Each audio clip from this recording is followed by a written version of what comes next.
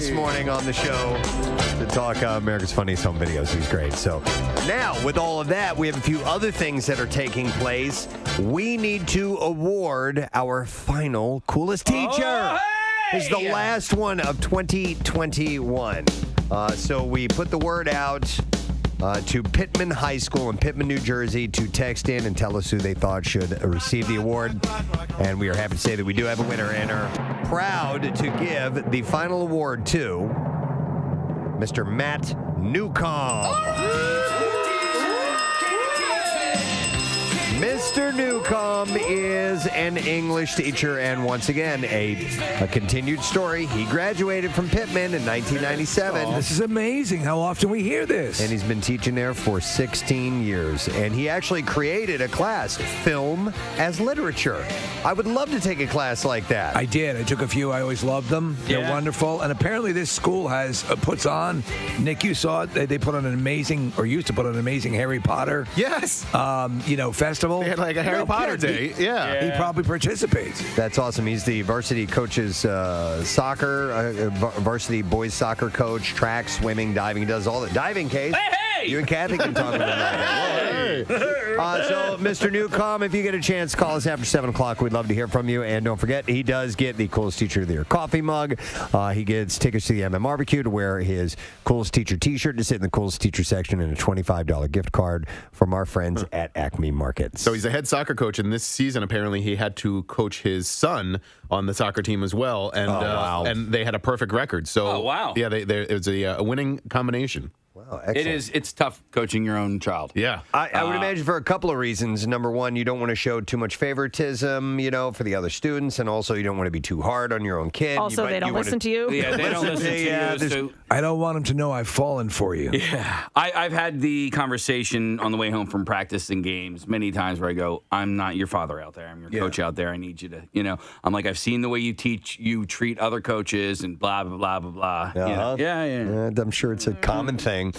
So hopefully we'll talk to him, and we don't need to draw another one because we're done for the year. So. All right, let's take a break. Come back in a second. We'll get to the entertainment report, the stupid question. Those things are right around the corner. We're going to have a good time today. Make sure you stay with us. Preston and Steve on 93.3 WMMR. Time's running out for you to make your appointment for the 16th annual I Bleed for Preston and Steve Blood Drive, benefiting the American Red Cross. Friday, June 18th, you can help ensure the blood supply is there for your neighbors in need. You can give at the Greater Philadelphia Expo Center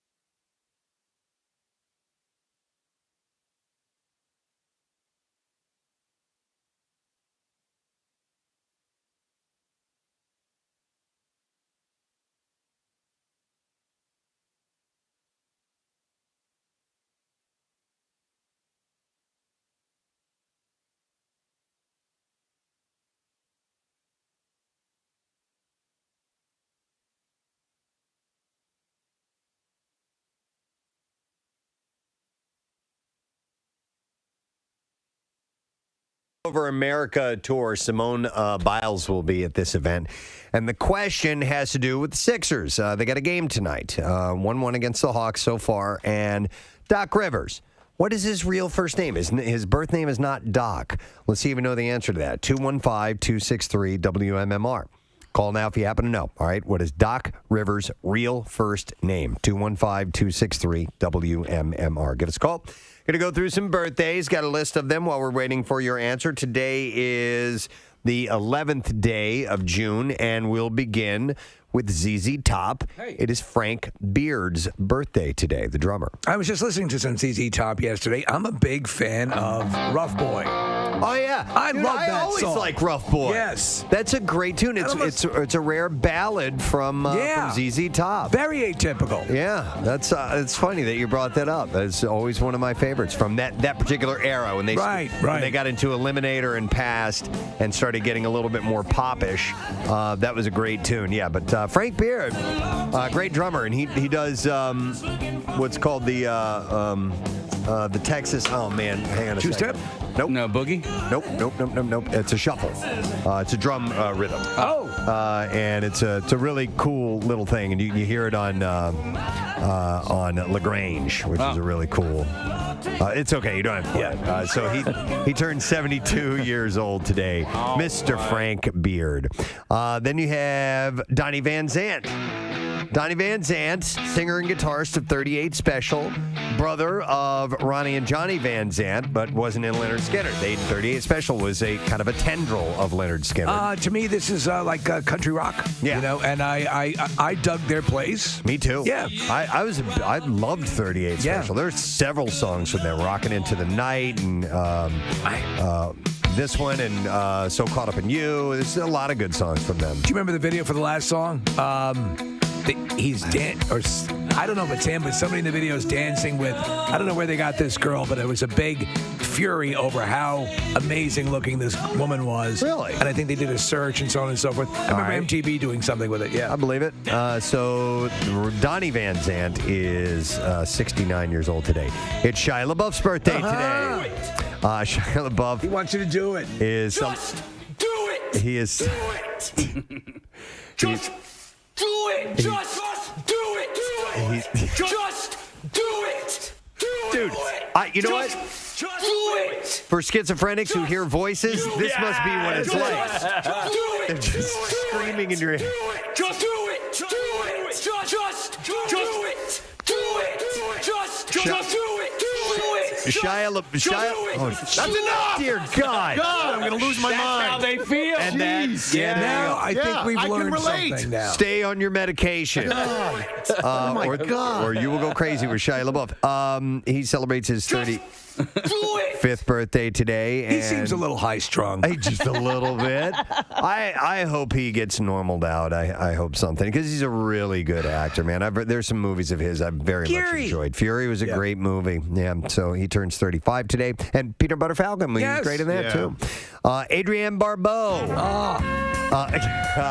Cannonball Run. She was a Cannonball She's coming to town. I think she's at one of the Monster Manias. Oh, okay. And I hope and Swamp Thing, right? Wasn't she in that? Swamp Thing. The Fog? Yeah. Yes. Married to John Carpenter, the Escape from New York. I didn't know that. Yeah, she was briefly married to John Carpenter, and she's great. All right. Adrienne Barbeau is 76 years old today.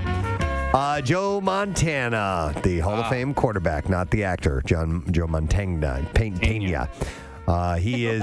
Montana is celebrating his 65th birthday today. One of the greats. Can't deny that. It's also Peter Dinklage's birthday today. Oh. Game of Thrones fame. I watched Between Two Ferns with Zach Galifianakis, and there's a blooper reel, an outtake, and he is talking. He has Peter Dinklage on, and he's trying to make fun of him by comparing him to a kid from Wizards of Waverly Place. And he says, and I believe the actor's name is Chad Farthouse, and Dinklage just can't keep it together. And I laughed my ass off as soon as he said Chad Farthouse, and then to watch Dinklage crack up because he's obviously an incredible actor, and he lost it too. He's 52 today. Happy birthday, Joshua Jackson. Yes. Who is in Dawson's Creek. Pacey. That's right. That is character. What was the Skulls? He was in the Skulls, yeah. and he was in a movie, a series that I loved called Fringe. That was kind of like an X-Files. It kind of fell apart, right? Like, or did it end? It ended. It was pretty good. Yeah. These things peter out after a while. Yeah. He is 43 today. And then last birthday is Hugh Laurie, star of the show House. He is 62. Hugh Laurie's great. I could not. House just pissed me off. I knew his performance was great, but I'm like, I get it. He's cantankerous. He's a genius. Everyone puts up with him being a dick. That was like Mark Harmon on NCIS. Yeah. Dude was just not nice. Yeah. I mean, like mean to the people Everybody. that do everything for him. And I was just like, dude, F you. stop being a dick. Okay, I don't care if you lose a few patients. I don't care. All right, Hugh Laurie is 62 today. All right, we'll see if we can get an answer to the stupid question. Doc Rivers' real first name. We'll see if somebody knows the answer to that, and we are going to go to Sean for it. Hey, Sean, good morning. Morning, bitches. All right, morning, bitch. Sean, what is Doc Rivers' real first name?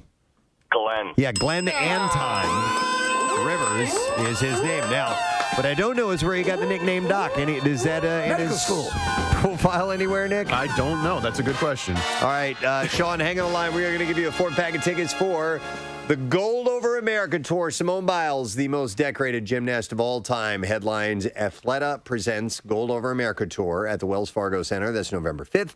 And it is a high-energy gymnastics meets pop concert spectacular. You can get tickets at wellsfargocenterphilly.com. Let's start in the entertainment news with kind of a goofy little story here. Amy Schumer apparently has a doppelganger that was spotted at a Tennessee truck stop. On Thursday, a photo of a truck driver named Amelia was posted on Twitter and immediately started trending. Social media users immediately began to comment on the driver's similarity to Schumer and the insane details of the tweet from the Salina 52 truck stop. The image showed the blonde lookalike posing beneath a "Stop Pooping in Our Parking Lot" sign, wearing a shirt that says "Truckin' and Effin'" on it. Was she a lot lizard? Well, No, you know where this is going? I don't think so. Where? None of it's real.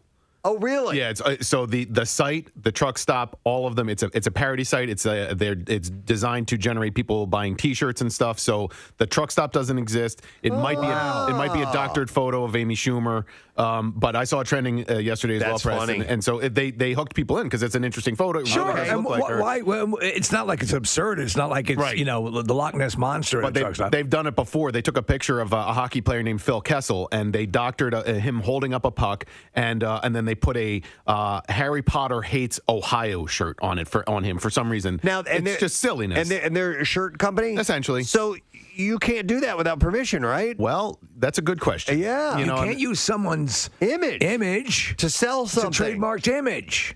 Well, maybe. But I guess because I it's guess parody and she's a well-known figure, there are loopholes that they can jump through, and maybe they But found this one. isn't Amy Schumer. And that's part of the problem too, is that Yeah. like somebody that might be Amy Schumer kind of looks like her. If it's not her, they can get away with it, I guess. Yes. So anyhow, she has a teardrop tattoo on her face. The caption read, "Prize winner Amelia wanted us to point out that her teardrop tattoo is not because she murdered anyone. She accidentally killed a pedestrian once after falling asleep at the wheel and got the tattoo to honor their memory." okay. I'll work with that. Amy Schumer chimed in writing, "Wait, what is going on at a truck stop? Me?" So interesting. All right, so I'd gotten my information was before they said come out. So, all right, well, we got to find out what the story is on that. Let's see. How about this? Jeffrey Toobin returned to his job as a CNN legal analyst yesterday, more than 7 months after he was caught pleasuring himself during an October Zoom call with his colleagues at The New Yorker, which fired him after the incident. Toobin was interviewed by CNN host Allison Camerota, who asked him, "What the hell were you thinking?" He said, "Obviously, I wasn't thinking very well or very much." So he said he has no excuse, but that he thought that the camera was off. That was it. Yeah. So I guess he was standing in the doorway. Yeah. I would go in this day and age now with all these Zoom mishaps. Yeah. Go on the other side of the computer completely. Yes. Whack off on the other side. Right? Totally. Do we have a clip of that? Yeah, two Oh, we clips. do? Yeah. Let's Hang on, let's I see dig if we it. can find those. Well, by the way, so Tubin says he's been in therapy. He's been doing. Come on. What? Therapy? He went to therapy, Well, okay. Casey. You should not touch yourself that way. Well, listen, I hope he's in therapy for the for the embarrassment of being caught doing this rather than just doing it. Right. You know right. what I mean? Like, No, I know. it was a sin. don't shame him into therapy. He did You're right, something it's a sin. stupid. Yeah. Steve, it's a sin. You don't touch yourself like that. It's disgusting. But however, like the trauma of this, being out in the open and you being a news story for this thing, I could understand being in therapy for that. Yeah, so he didn't indicate what kind of therapy, I guess. So maybe also that is it. I don't Preston, know. He's also working at a food kitchen, like a food bank. Yeah, he's doing service at a food bank. Right, So so- here we go. Here's a clip. Here we go. To quote Jay Leno, what the hell were you thinking? Well, obviously, I wasn't thinking very well or very much, and it was something that was inexplicable to me. I think one point, I wouldn't exactly say in my defense, because nothing is really in my defense. I didn't think I was on the call. I didn't think other people could see me. You thought that you had turned off your camera? Correct. I thought that I had turned off the Zoom call. Theater. Then yes. Wow, I mean, Then say in my defense. He's saying he can't even say in my defense. Yeah, in my defense.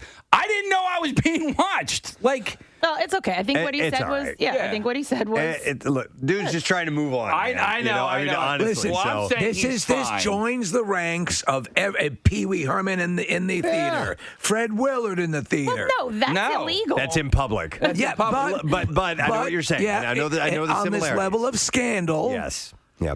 But I mean, the fact that he came out and he's talking about it, and I know, right? Also, that he is quote unquote in the world of journalism. Yeah, it's yeah. like the time they caught Dan Rather with a gimp mask on. Yeah. All right. There's another clip. Let's play this one. Now, that's not a defense. This was deeply moronic and indefensible. But, I mean, that is part of that. That is The most moronic part about it was he couldn't wait until the conference Come was on, over. man. Even I can pace It's like, dude, myself. yeah, exactly. Yeah. I will time it out and find when it's appropriate to do that. What are you, Murray Goldberg? You come in and that's the first thing you do? Just start spanking it. Oh. And shut the door. There's and a boom. pause in the Zoom conference. Yeah, Let's yeah. get at it. Yeah. oh my God. part of we the back on, story.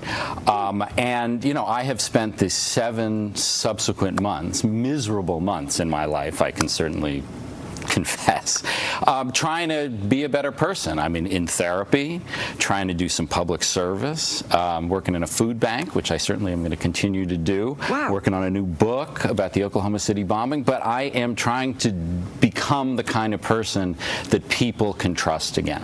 He's become a better person through jacking. It really, he's become more altruistic. He's reached out to the community. But the takeaway here is, folks, whack away. Have a good time. Right. Just do it when it's okay to do it. You know what? When you're And not on don't, Zoom. Kathy, when you're not on not Zoom. in a pause in the conference. Right. When the conference is completely When ended. it's over.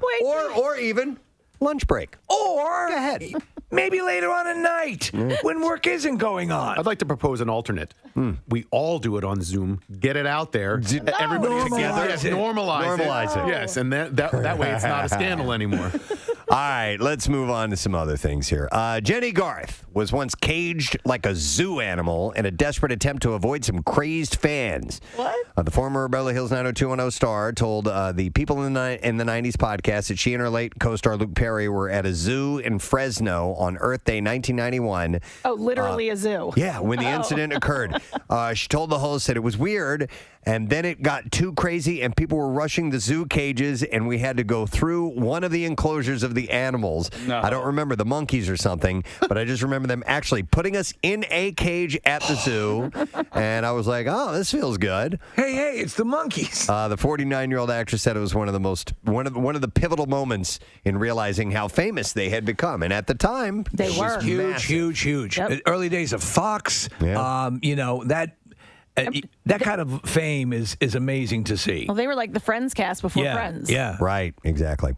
Ryan Reynolds is opening up about the importance of mental health after being a model for his daughters. The actor had talked about having anxiety and how he thinks more people need to have a conversation about the struggles that people go through. In an interview this past weekend, this is a little bit older on ET. I didn't get a chance to get to it this week, but he said part of it is that I have 3 daughters at home, and part of my job as a parent is to model behaviors and model what it's like to be sad and model what it's like to be anxious or angry. You want to set a good example for them. He said that's his daughter Inez speaking there. He said that there's space for all these things, the home that I grew up in, that wasn't modeled for me, really. And that's not to say that my parents were neglectful, but they come from a different generation.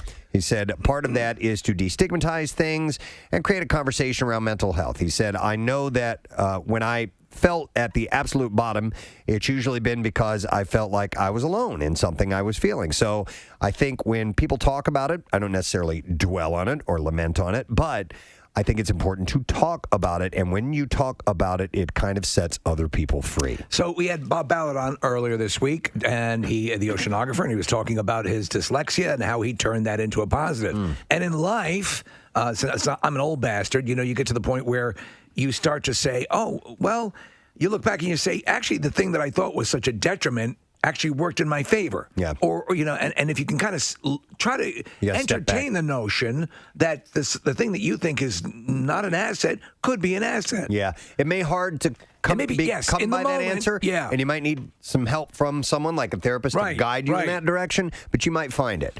So it's encouraging words from Ryan Reynolds. He also said that if he speaks out, he hopes it'll help others struggling with their mental health as well.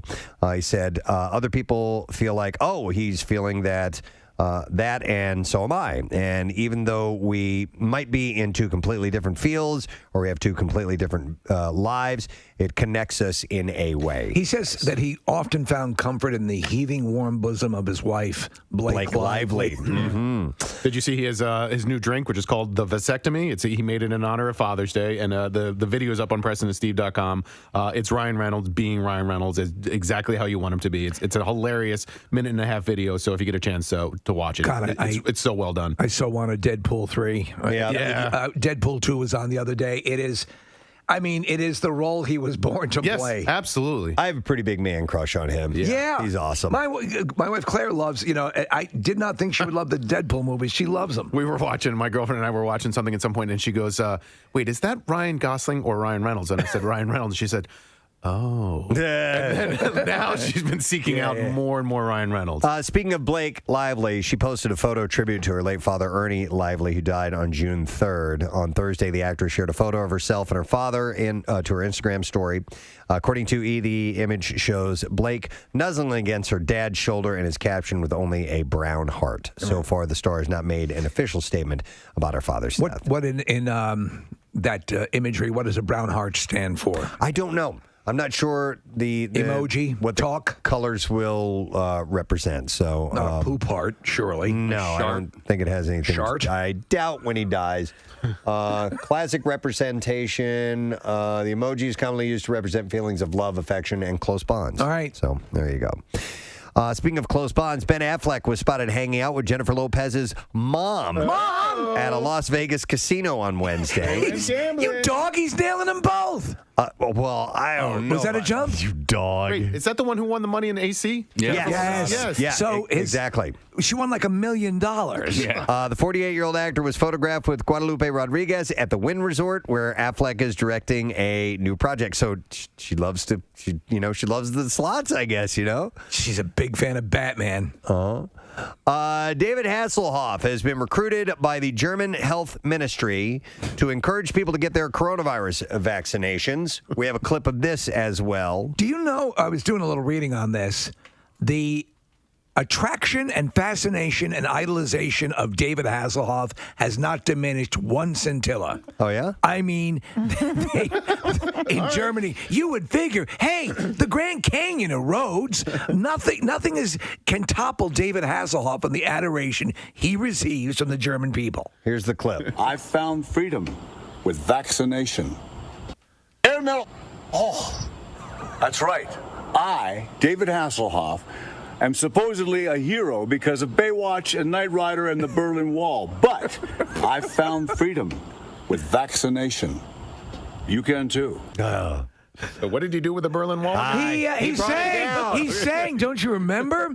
And that's what convinced him to tear down the wall. In fact, Reagan, David, I have a special project for you. I'm a big fan of your work on Knight Rider. That twin brother of yours is a scamp. Garth? Garth, was that his... Oh, Absolutely. God. He's no good. Wow. Isn't it crazy that both you and he came out of your mother's uterus?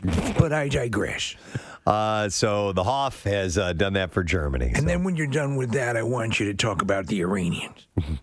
Let's see. Kanye West and model Irina Shayk were spotted together in France earlier this week, but sources tell people that Kim Kardashian has known about their fledgling relationship for weeks. Are we led to believe that perhaps that relationship was going on as they were married? Because she is Bradley Cooper's ex. That's a good question. I haven't seen anything about that yet, Steve, but I'm sure that's what people are, conjecturing towards. By the way, you know how people talk. According to people, Kim has known about their relationship and that it doesn't bother Kim and that Kanye is dating, according to a source. The insider said her only concern is their kids. She wants Kanye to be present, spend as much time with them as possible. The kids love when Kanye is around. And, of course, Kim filed for divorce from Kanye in February. After nearly 7 years of marriage, they have 4 children together. Well, she's a mom too, Preston. She has Bradley Cooper's... Yeah. Yep. An executive producer for Keeping Up with the Kardashians said in an interview that Kim is the sister who loved her time on camera the most. Really? Kylie, however, preferred to be off-screen. Longtime producer Faranz Farjam said, I would say that Kylie likes to film the least, but she actually was way more present in the final season, probably because it was season 20 and it was coming to an end. But according to IMDb, Khloe appears in the most episodes with 238, barely beating out Kim, who is in 237. 238 episodes. So there's some sort of... series wrap up where they're all there, everybody, including Scott Disick, and I was watching a little bit of it.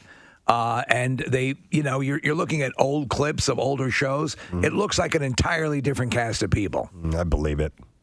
Let's see some casting stuff. Milo Ventimiglia will be reuniting with Gilmore Girls creator Amy Sherman Palladino for season 4 of The Marvelous Mrs. Maisel. You're better than that. I don't know who. That's right. He was in Rocky. You're Rocky better Balboa. than that. That's right. It stinks. TV Line confirmed. Getting up on stage, telling jokes. The This Is Us stars guest stint with Amazon. That ain't you.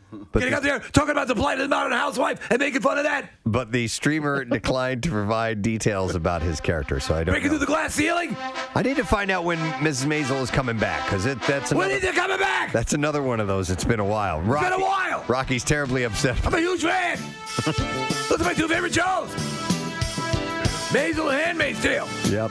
Maisel and Handmaid's Tale. Yeah, those are 2 of my favorite shows. Yeah. All right. This sounds very interesting. Nikki Glazer, our friend who's been on many times, will host a reality show called F-Boy Island for HBO Max. Okay. Perfect for her. Be good. Yeah. She's Wait, awesome. Is she the one? Who's the one that has the podcast about all the people they've slept with? Is No, that her? that's Chris. That's. We just had her on. Just had her on. She's awesome. She's from Christina the- Hutchinson? Yes, Not she's her. great. All right. Christina Hutchinson? Is that it? No, but Nikki is the one who was in our dildo race. Yeah, she happened And to have a dildo in her purse when she came in. She likes her boyfriend to go out and have sex with other women and come That's back and right. tell her about it. Right, that's So right. she's got her things, and sex is a common conversation. Completely candid about it. So the dating series will follow 3 women as they move to a tropical island where they're joined by 12 self-proclaimed nice guys and 12 self-proclaimed F-boys. Uh-oh. And they compete for cash. She'll be perfect for this. I love the title, F-Boy Island. Yeah, it's great. I kind of want to watch it. That's perfect. Let me see. I'll get you one more story, and then we got to move on to some other things. Steve, I set this aside for you. Evil Dead Rise is coming exclusively to HBO Max. Now, writer and director Lee Cornyn has shared the news that filming has already begun. Cornyn posted an update to his Twitter account with a photo and a clapboard from day one in New Zealand. Like the Evil Dead reboot from 2013, Evil Dead Rise will not have Bruce Campbell's Ash Williams in the lead. However, Campbell and director Sam Raimi will remain attached as executive producers, so they're going to be a part of it. So I wonder, is it going to go in because the reboot that they did, there's so many versions of it, is it going to be a more visceral horror-based or more comedy-based? Because both work if Sam Raimi and Bruce Campbell are involved. So Alyssa Sutherland, who's from the show Vikings, and Lily Sullivan from Panic at Hanging Rock will star in the film as a pair of estranged sisters. Regardless of their issues with each other, the sisters will be, quote, menaced by the rise of flesh-possessing demons. These sisters will also face the most nightmarish version of family imaginable. And that's all that I have. All right. So I don't know what tone they're going to take with it, Steve. But there's no official release date as of this time, but it will be on HBO Max. All right, movies opening this weekend. Yeah, it's a Friday, so here we go.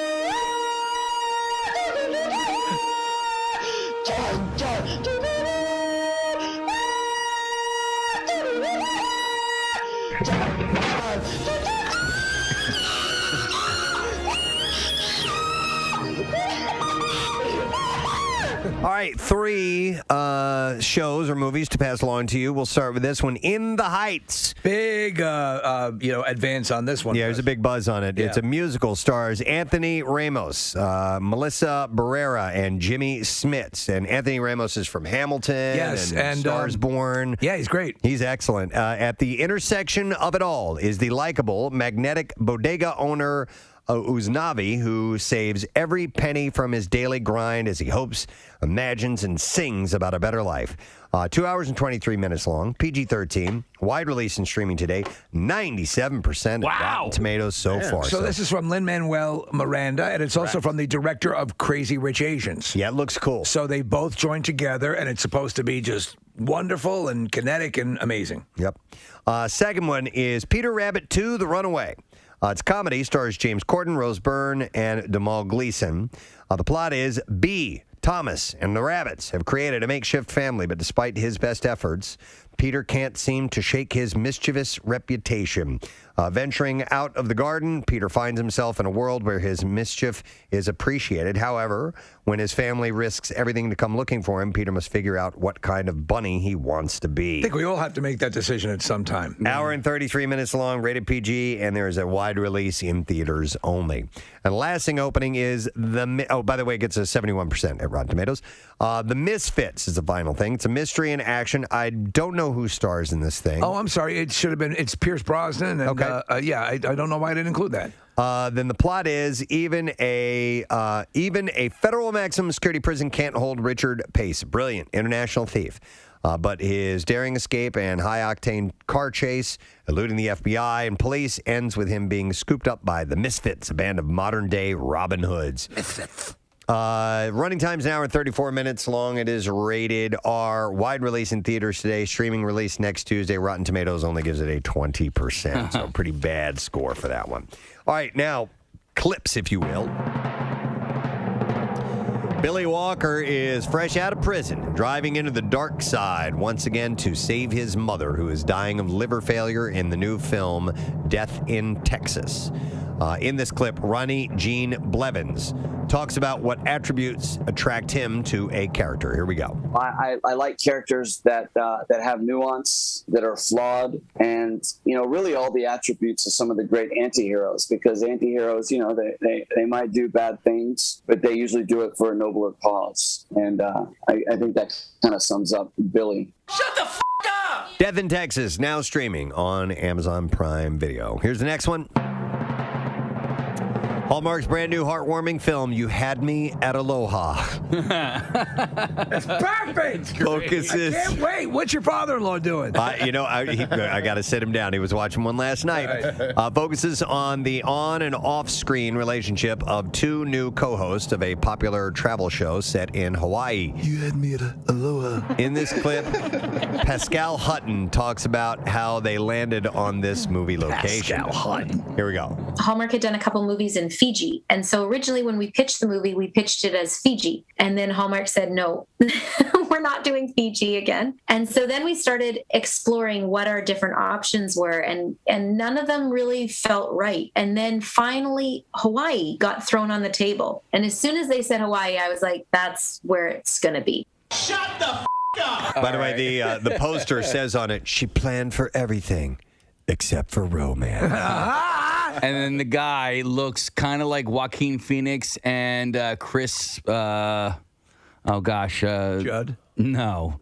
Pratt? Not Chris Pratt, not Chris Evans, the other Chris. Wallace? No. Oh, I don't know. Come on, Wonder Chris Woman. Evans? No, Wonder Woman. Chris Pine. Chris Pine, yeah. You had me at Aloha is now streaming on Fubo TV, if you'd like to see that, by the way.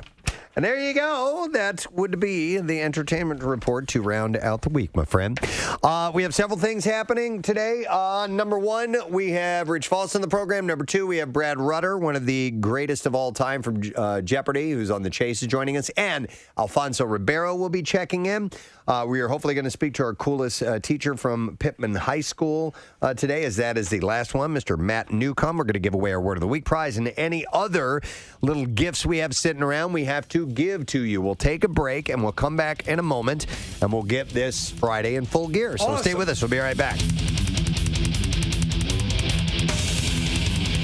Preston and Steve.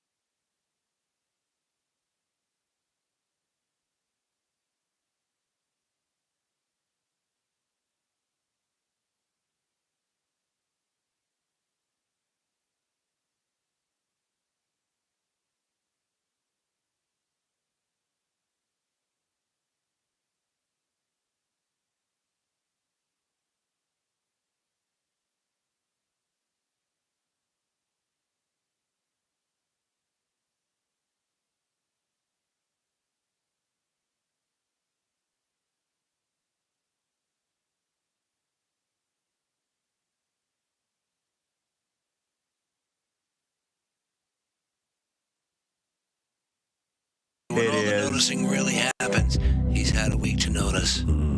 I know down an alleyway. Well, I know across an empty field.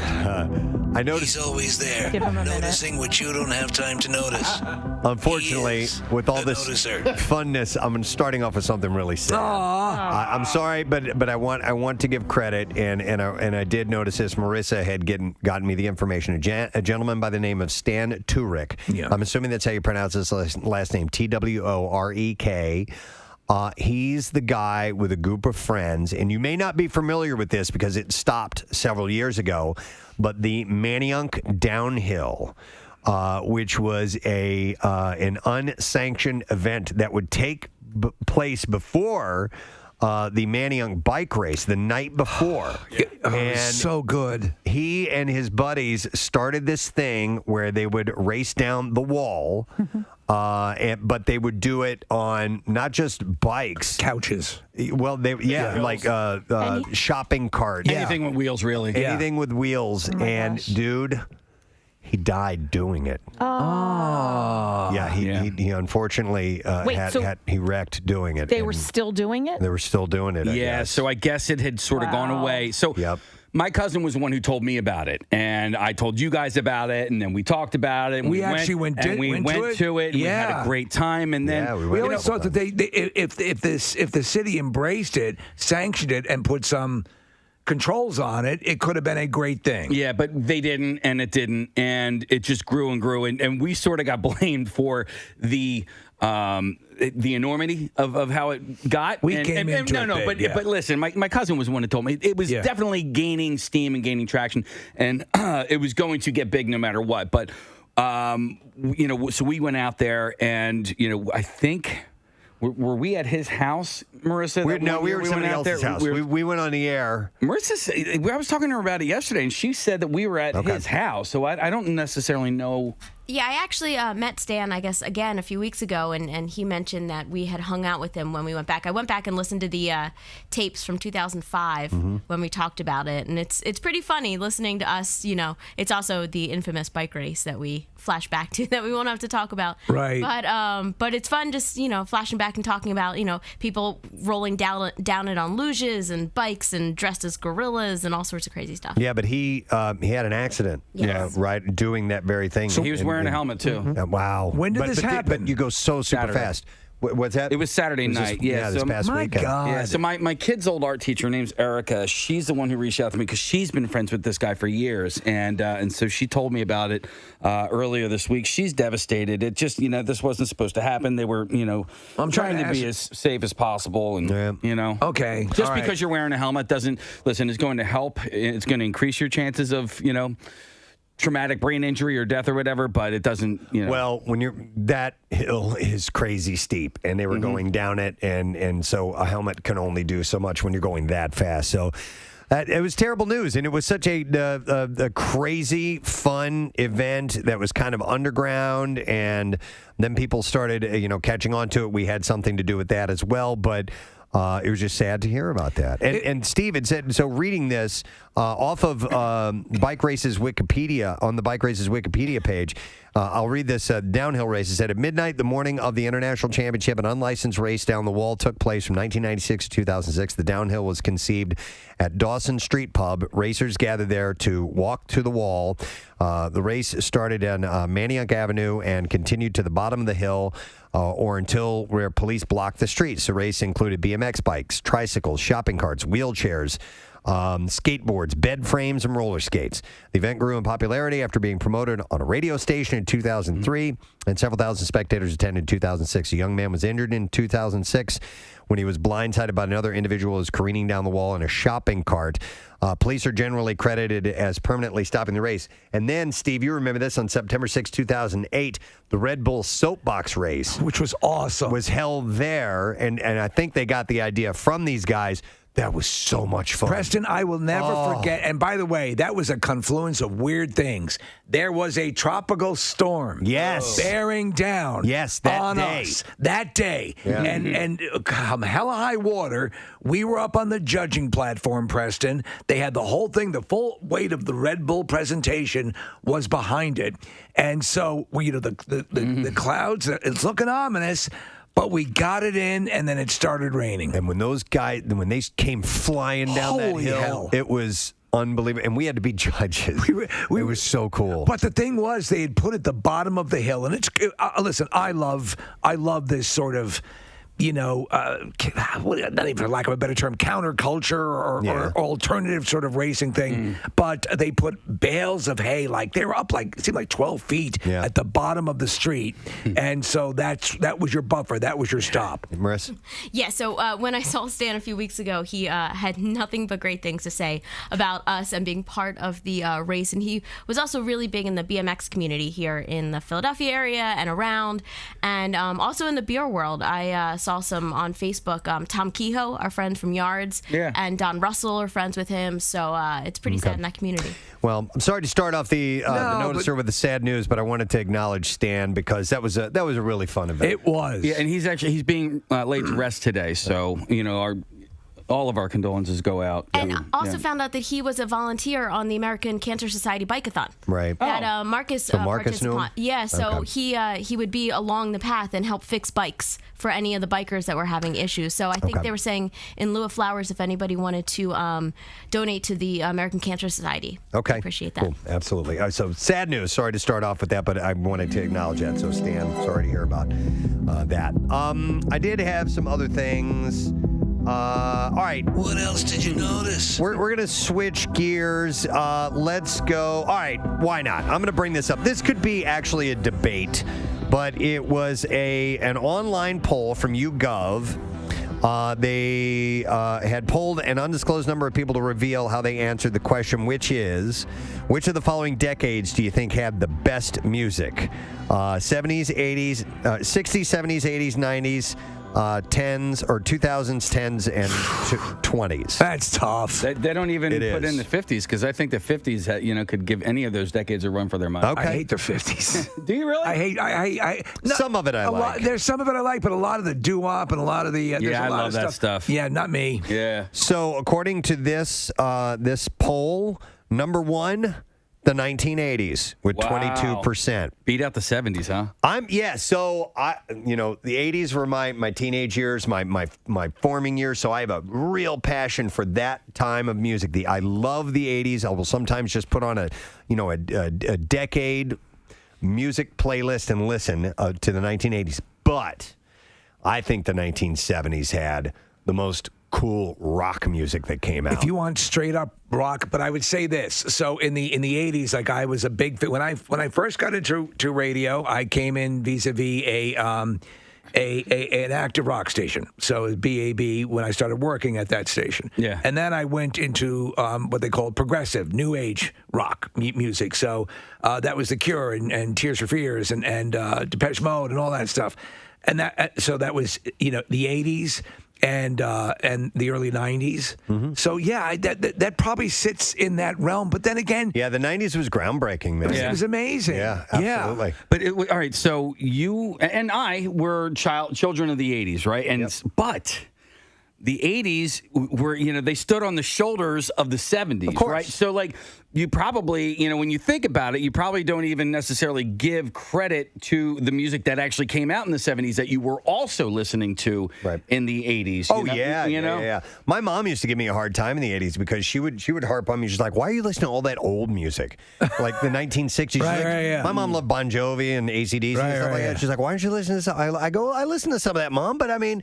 there's the Beatles and the Who and all these great bands that cranked out. Jimi Hendrix. Who was turning you on to that, by the way? Because you had older siblings. I did, yeah. Was it your sister? My sister and the radio station KSHE, KSHE in St. Louis. Listening to that is what formed my music appreciation. So we had NEW, which is very much MMR. It's no longer exists in New York, and so there were stations that was playing all that stuff. That my older brother was my conduit into the Beatles. Yeah, that was how I became a massive Beatles fan. Nick, you were the oldest of the siblings. Who turned you on to your music? Initially, my parents, and then friends. You started listening to what your friends were listening to. Also, MMR, YSP. I listened to both of those stations a lot. I listened to MGK growing up as well, so I loved the radio when I was a kid. But Casey, I agree with your point wholeheartedly. I think the favorite era of my music is 90s music. You know, Pearl Jam's my favorite band. Dave Matthews is second favorite.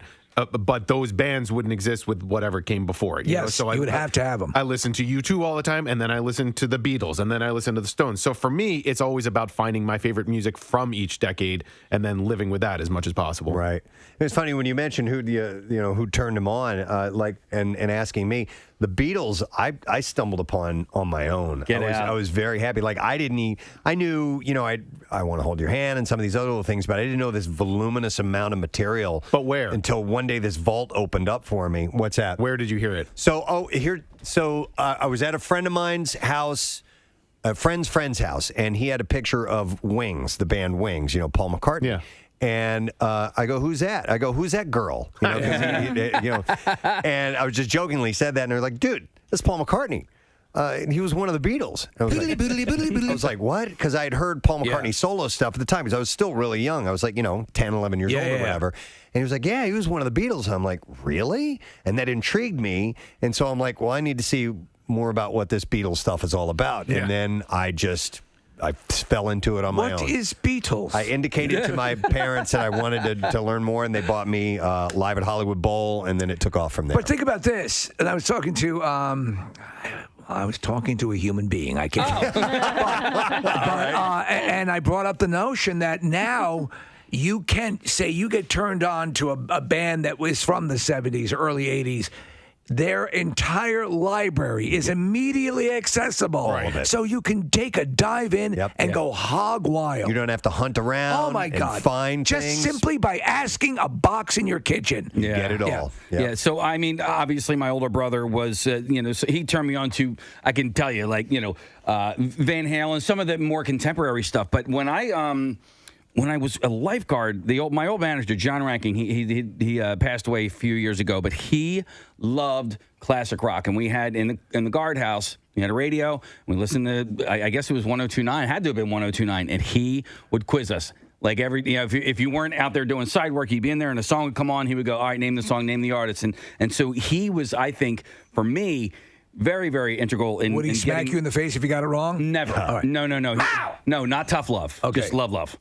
Well, not that kind of love. Not like Deer Hunter. No. like man on man love. No, but it was also a lot of fun too. What era are Tom Petty and U2? I think they had their biggest hits in the 80s. So I think of Petty as a 70s band. Because that's when you got to start. Full Moon Fever came out, and I know. But for me, it's like I think of him as a guy from the 70s. I'll tell you this though. So, in that time when Tom Petty came out, he was considered sort of alternative rock in the 70s. He was. So he was. I remember there was a station in New York called PIX, which was more of a progressive. So he was like, his sound was hearkening back. Oh, look, this guy's embracing an older rock sound, and he's a younger guy. Yeah, but like Casey said, when the MTV era hit, and I think that's when they took it to another level. Well, for me, ZZ Top is an 80s band because of MTV, but for most people, ZZ Top probably is not an 80s band, and it's Frank Beard's birthday, right? Yep. So it's just one of those things where I guess it's when you got introduced to them or you became obsessed with that band. I think at this point, it almost defies decade classification now because it's just this big pool of music. It's just funny, like for a sloppy pool. For a band like U2, I have three favorite albums from U2, and they're from three different decades. Yeah, I love Joshua Tree. It's one of the best albums of all time. But I also love Achtung Baby, and then I love How to Dismantle an Atomic Bomb, and those are from three separate decades. Yeah, but I would say that the 70s, for me, if I were taking this poll, I would say the 70s had the best music. Yeah, I'd go along with you, Casey. So let me give you the results of the poll, and we'll move on to something else. Number one was the 1980s with 22%. 1970s came in a second with 21%. So that's neck and neck. And then you had the 90s third at 15%, followed by the 60s, which was a treasure trove of great music as well, with 13%. And then, Casey, there was one that says each the 1950s or something earlier. See, the thing about the 60s is sometimes I will attribute some of the 60s music to the 50s. as well to the 70s. Don't do that. I'm sorry, but I can't help do that. it. I know. Unfortunately, the coming in last place is our current decade, the 20s, but it's early in the decade, of course. But I haven't been all that impressed with current music for a while. And maybe that's just because I'm aging. Well, we have those flashes. I don't know. There's some flashes of great stuff that come out. Listen, you get it through attrition, and also, again, the whole world of stuff that's been accrued has opened up to you. That's why you can jump in around, but I always love to experience new stuff as well. All right, I noticed another thing. We only have time for... We can only notice one more thing? Yeah. We went off on that thing. I could notice a lot of stuff later on. At the end of this, we'll only have noticed 3 things. There's a lot. We won't notice, but maybe we'll head to the general store later or something. I don't know. All right. All right, well, anyhow, the in-flight magazines that you find in seat back pockets of airplanes are almost completely gone now, with American Airlines having announced that in the June issue of its magazine, American Way, will be its last. And it ends after it first debuted 55 years ago in 1966. That follows both Delta and Southwest. They aren't bringing back they haven't brought their in-flight magazines. They're gone. They stopped publishing them during the pandemic. I would say a lot of this stuff, okay, so the death, the nail in the coffin was you didn't want something that everyone was touching in the back of a seat, during the pandemic. But prior to that also, even like the in-flight movies and stuff like that, people are bringing on their iPads and their phones and all that crap. That's it. That's the main reason. They're bringing their entertainment with them. Yep. There are more options for in-flight entertainment now, both what's offered on the plane and what people have on their own electronic devices. What a godsend, right? I just flew a few weeks ago to see my mom, and and I hadn't flown, in more than a year. And thankfully, they've started to slowly improve even more things about being able to watch your own entertainment while you're there. Like, to just give you this example, and I was on American Airlines, on the headrest in front of you, where your tray table flips down, they now had a separate compartment that flipped up on the very top, so you could place your device on there. Oh. It's excellent. It's got a little clip, and you can change in size depending on how big your phone or tablet is. I love that. Hold it there, and 2 USB connectors right DVD. there on the seat in front of you. That's amazing. So you can charge and watch at the same time. How did it take so long to do that? Well, they just, they got a lot of planes, and they got to spend money to get that stuff turned over. But they're finally making it really easy for you, because my neck would, looking down all the time while you're watching, and so now it's going to be right in front of you. And what about when your food comes?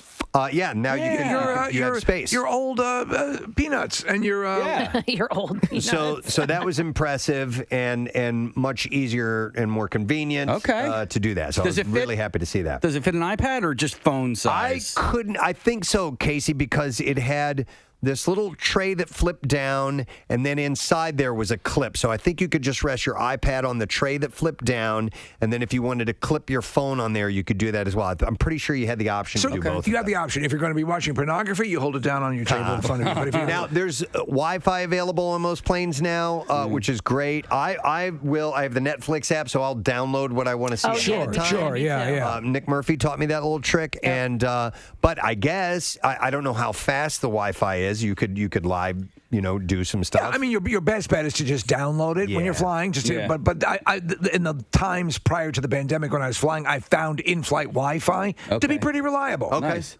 Did I tell you guys I booked a flight? You're a travel agent. I'm a travel. No. I'm sending a couple to Madrid. No, I'm going to fly out to Arizona in October to see Fish. And so I'm excited about that. It's the first time I'm going to be on a plane in a really, really long time. So, guess what I get to do? Look at the cockpit. Additionally, information like airport maps, in-flight food and drink menus, and movie listings that were in the magazines are now available on the website, on apps, on seatback screens, and stuff like that. So they're getting rid of the magazine. A lot of times with restaurants now, you'll walk in and they will. You can Q code the menu and just look at it on your phone. Yeah, we did that to Maggiano's the other night. Yeah, nice. Yep, absolutely. Hey, if can we backtrack to that best decade of music thing, because we missed something from the 1800s. No. I think it's important for us to mention. It's an MMR. The event that's coming up with Jackson, and in fact, it's each weekday now. It's called the 200 Legendary rock and roll songs. Oh, this is great. I love this. Yeah, and I know it was explained to us in a meeting the other day, but I wasn't paying attention. It's kind of like we have a writer within the company, and her name's Erica Banas. She's a great writer. She's a rocker, and so she put together this list of 500 songs that are just revolutionary rock songs and integral rock songs, and it speaks to what we were talking about earlier with the decades, and it covers the gamut. Marissa has an info sheet, but Erica came up with this great list. This list is actually weaned down a little bit more to 200.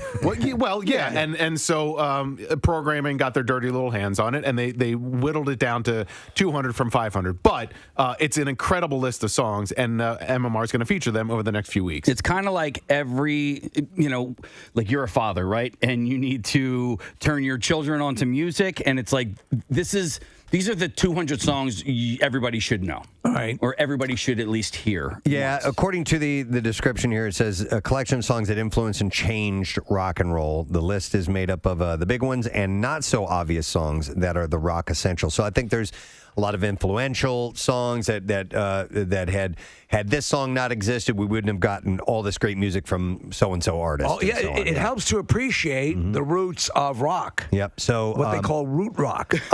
So 4 o'clock weekdays, Jackson previews an extended big block of songs from the MMR Essential 200. The full list, if you want to check it out, which is always a great resource, you can go to WMMR.com/200. So, yep, absolutely. We wanted to pass that along. Thank you, Casey.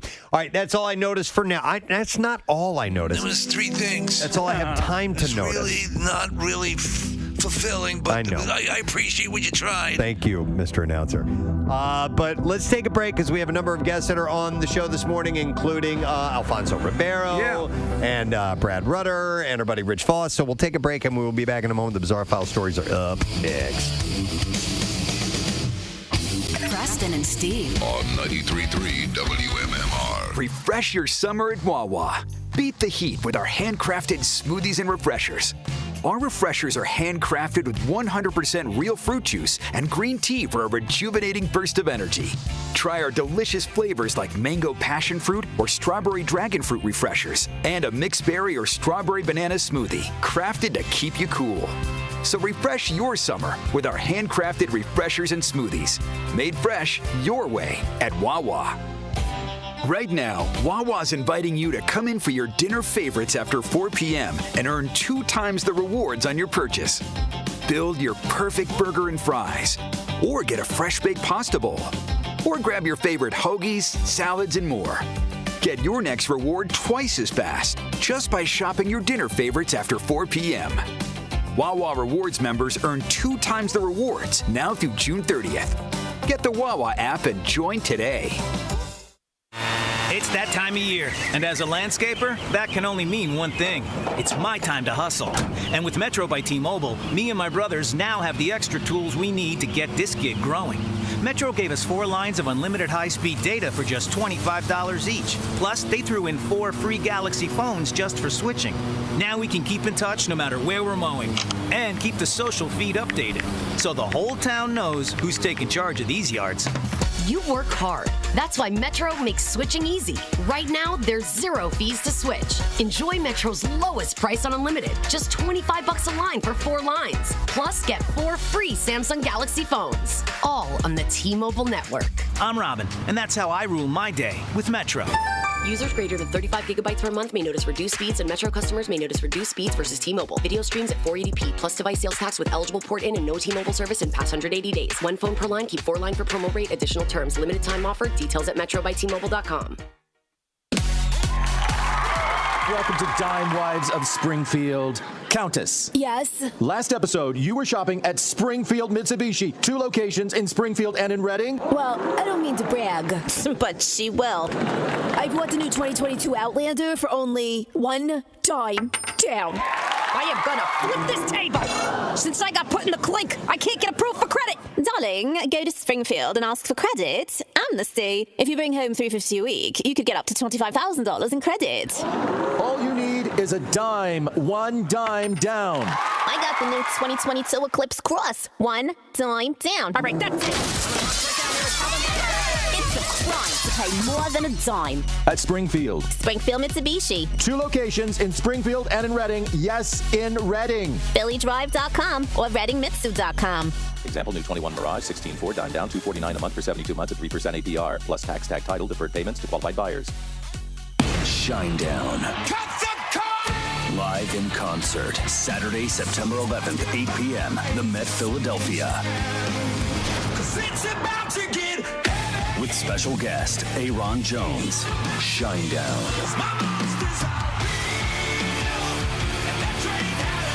Tickets on sale this Friday at 10 a.m. at Ticketmaster.com. Produced by Live Nation. There's more at Shinedown.com. Attention. A BB&T checking account lets you stay on top of your money and help it grow. Plant the seeds for your goals with access to financial resources and tools. Keep an eye on your spending, hedging and managing it by setting limits on our mobile app. And rake in cash back on debit card purchases from your favorite retailers with BB&T deals. With all the right tools, your account can blossom. Open an account today at bbt.com/checking. Must have online banking to participate in BB&T deals. BB&T, now Truist. Member FDIC. Amazon is offering sign-on bonuses up to $1,000. Plus, get up to $20 an hour for select roles. The best part? We're hiring near you. So start now to take home something greater. New, higher wages with a sign-on bonus, a range of real benefits, and career growth opportunities in a top-rated workplace. So earn more and see how great pay and sign-on bonuses can lead to a greater life for you. Go to Amazon.com/apply. Amazon is an equal opportunity employer. Home is where your life happens, so don't settle for slow internet. Switch to Verizon Fios for upload speeds up to 25 times faster than cable, so you can video chat and game with ultra-low lag. Power your connected home with the 100% fiber optic network, only on Verizon. Based on Fios Gigabit Connection Plan wired upload speed of up to 880 megabits compared to advertised cable upload speeds for Xfinity Gigabit, Spectrum Internet Gig, and Optimum 1 Gig plans, as of February 16, 2021. I am Loki of Asgard, and I am burdened with glorious purpose. Marvel Studios' Loki has arrived on Disney+. When you picked up the Tesseract, you broke the timeline. Now you're going to help me fix it. It is adorable. You think you could manipulate me? I'm 10 steps ahead of you. Loki's time has come. Loki is insubordinate, stubborn, unpredictable. What did you expect? Marvel Studios' Loki, original series now streaming only on Disney+. Whatever the world brings, we're always moving forward.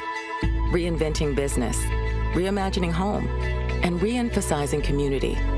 At PICO, we're redefining support, finding new ways to provide financial assistance, supporting opportunities for good jobs, and uplifting our communities. We're by your side through it all, because whatever the future holds, you're ready to take it on, and we're ready to power it. Find the support you need at pico.com. Liberty Mutual customizes your car and home insurance so you only pay for what you need. Liberty, liberty, liberty, liberty. Broadcasting live from the Xfinity studios of WMMR Philadelphia. Now streaming on radio.com, a Beasley Media Group station. Rockstar treatment. It's a good thing when you can give somebody that, right? How about Dad, your father, the man? You can do it with Hand and Stone Massage and Facial Spa this Father's Day. Save $10 in the process while you purchase a massage or facial gift card. You can even save $20 when you buy entire spa packages. Now, your dad deserves a day of relaxation. I think we can agree on that. He's a hardworking man. Visit any of the 55 locations in Delaware, South Jersey, and Philadelphia, including the Lehigh Valley. Or you can go to handandstone.com and you can pick up all of the information or go ahead and buy the gift cards or the packages right then and there. You can book online at handandstone.com as well. And don't forget the graduate in your life. They would love a gift card for a massage or facial as well. And this is nationwide. Keep in mind, there's over 400 locations throughout the country. You can see the spa for details, and they can pick the wonderful treatment that they want to get done. By the way, the spa services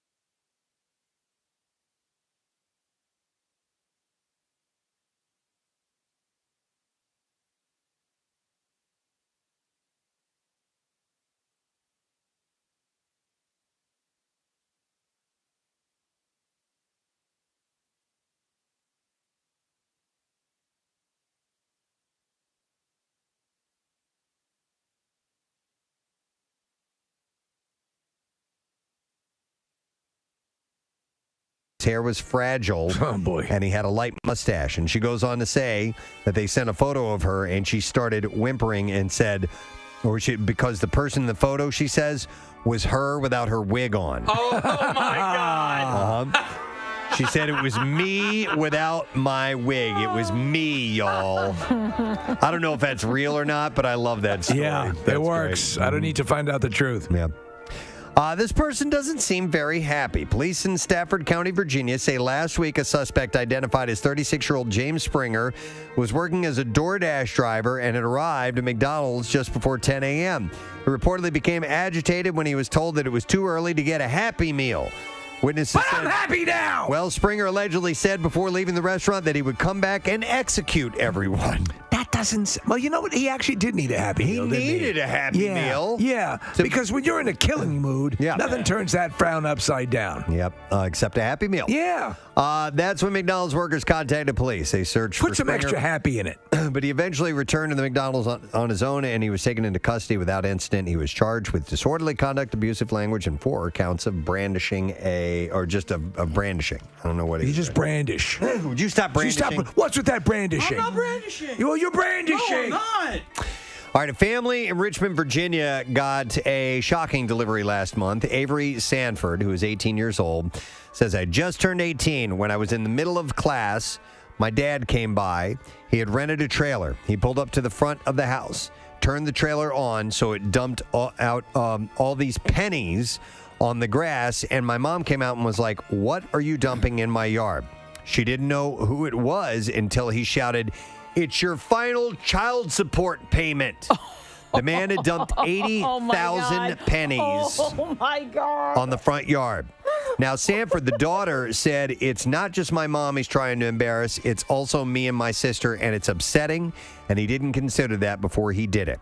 Sanford and her mom decided to turn the bad situation into a positive one, and they are donating the money to Safe Harbor, a domestic abuse center. So that's good. Avery hasn't spoken to her father in years. She said that the penny incident proved to her that she made the tough but right decision to stay clear. She said she had no interest in having a relationship with anyone who disrespected her mother. Avery's mom said she reported the incident to police. When reached by phone, Avery's father said his actions were the result of 18 years of built-up frustration, and his emotions got the best of him. He said the last thing he wanted to do was to put a further wedge between him and his daughter. Well, that's pretty freaking stupid. Right. If you're going to do that. I wonder how they're going to take this. Yeah, right? I hope they read it in the good spirit it was meant in. Well, while the East Coast is dealing with the cicada plague, some Los Angeles towns are dealing with their own shrieking nightmare, and that would be hundreds of peacocks running amok. Like crazy. The beautiful until they're in your backyard birds are delivering sleepless nights for folks in the L.A. County cities of Arcadia, Pasadena, and San Marino. Yep. If you haven't had the pleasure, peacocks reliably sound off at dawn with a noise so piercing some neighbors describe it as babies being tortured.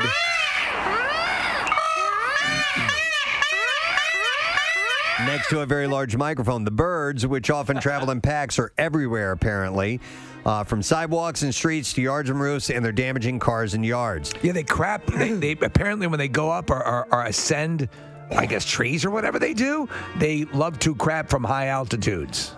They've been roaming the town since a pair were brought back from India in the 19th century by a wealthy man named Lucky Baldwin. It's unclear exactly how many birds are in the area now, but their numbers have grown exponentially during the pandemic. Things are so out of control, neighbors have reportedly gotten into heated arguments over how to deal with the birds. The L.A. County Board of Supervisors is trying to get a handle on this, beginning with drafting an ordinance that would prohibit feeding the peacocks. All right, how about this one? Bears can cause all sorts of trouble. Utility company Sulphur Springs Valley Electric Cooperative in Arizona got a call Monday that a bear was trapped on the power lines. He had climbed up one of the poles on the outskirts of Wilcox. A company lineman said that he rushed to disable the power so the animal wouldn't get electrocuted. Steve, he was just a lineman from the county. I know. Yeah. He also went up in a bucket lift to try and help the animal down. Through his efforts, the bear eventually climbed down. I'm afraid. And ran off into the desert. I'm so high. The animal was uninjured. The utility company thinks the animal mistook the utility pole for a tree. I am a lineman for the county. Love this song. Power was promptly. And I help with all the bears. They climb the poles thinking that they're trees and then they're stuck in the air. Power was promptly restored after. I hear you roaring on the wire. I told you, sorry, real quick, I told you guys off the air a story about my cousin had an encounter with a bear. Well, I got the full story from him the other day. He full on, tripped over a bear den, woke the bear up, had to fend the bear off with his kayak oar, and had to be rescued from the woods. So he was floating down the river. They were doing rapids. He was up in Warwick, New York, and they were in the Delaware, and they were doing rapids. It's a little more dangerous, intense that way. And he cracked his kayak. The kayak started taking water, so they had to get out of the water. He was with a friend. They were 3 miles away. The friend says, "Let me run back. I'll go get the car and all that, and we'll just pack everything up." It was starting it was going to be dark. It was still the evening, but it was getting dark. By the time the friend got back, it was very dark, and he was trying to get away from the banks of the river and up to where his friend was going to be before it got completely dark, and encountered this bear. Was on the phone with 911. The 911 dispatcher said, What am I hearing? What are you doing? No, he's like, what is that noise? And my cousin said, that's the bear. That's how close the bear is to me. You're hearing the bear roaring. And he was crying onto the dispatcher saying, he's gonna die. He said, I don't want to die. I don't want to die. Yeah, he had to be rescued out. When they got him, there was rescue crews all over the woods looking for him. And when I didn't know this. This is what my cousin said. When you're on the phone with 911, they put a bear on. No. It blocks out any other, so you can't receive text messages or other calls at that moment. So his friend was calling him, but 911 was saying, stay on the phone with me. So the friend now can't get in contact with him and thinks that my cousin is dead in the woods because the bear attacked him. Wow. That's crazy. Crazy, right? I heard something about 911 as well. Even if you're somewhere where you have zero service, you should still be able to call 911. Oh, really? Is that right? Yeah, so if you're getting no cell service? That's what I read the other day in a a postcard? What's that? How do they contact you? I don't know. There's a way that it works. That's amazing. I don't know if it's true let's find or not, out. but I did Well, there are some GPS apps that will still work even if you don't have service. Oh, wow. Yeah. Did you guys know that if you hit the volume button on the side of your phone for an extended period of time, whether I don't know if it's 10, 15, maybe 30 seconds, it will automatically call 911? No. Yeah, it's like an emergency Let's try that thing. too. Well, I accidentally. I think you have to enable it. Well, I saw that because I just got a new phone, and I did see that feature. Well, we need to check these things. Well, I did it twice by accident because when I ride my bike, I put my phone in a cradle on the handlebars, and I accidentally put it in the cradle where it held the volume button down. And I'm riding, and I just hear whoop, whoop. I was like, what the hell is that sound? And I looked down. And I was calling 911. Wow. Yeah. Here, Nick found this information. It says all wireless phones, even those that are not subscribed to or supported by a specific carrier, can call 911. However, calls to 911 on phones without active service do not deliver the caller's location to the 911 call center. And the call center cannot call these phones back to find out the caller's location or the nature of the emergency. If disconnected, the 911 center has no way to call back the caller, but you can make a call. Okay. And you hopefully know where you are and can tell them where you are. So if your provider doesn't have coverage in that area, your phone will show that it has no service. But as long as it has battery and power, you can reach a signal, the phone can connect to 911. So it'll pick up any service that happens to be around there. So maybe it's that there's not no service. It's just your carrier service has no service there. So interesting. So you may as well try it, right? Yeah. Wow, interesting stuff. Kathy, that's crazy. That's your cousin? My cousin, yeah. He's turned 31 yesterday. And he fought a bear off with a broken kayak oar? With a kayak oar. Wow. He said that's how close to him he was. Right. Listen, I know we got calls coming in, but we have got to take a break, and we're going to come back in a moment, but not before I give you a case of Golden Road Mango Cart beer. So we'll take callers number 12 and 13 at 215-263 WMMR. Enjoy Golden Road Mango Cart on tap at Water's Edge Gastropub and Lounge. That's in Ben Salem. You can check out Water's Edge Gastropub and Lounge on the banks of Neshaminy Creek. We'll enjoy breathtaking scenery. So callers 12 and 13 will set you up. 215-263 WMMR. Be right back. Stay with us. Preston and Steve on 93.3 WMMR. The Preston and Steve Small Business Love You, Help You line. Good morning, Ed. This is Michelle from DMB Contracting, located in Westchester, Pennsylvania. Our services include home renovations and remodeling,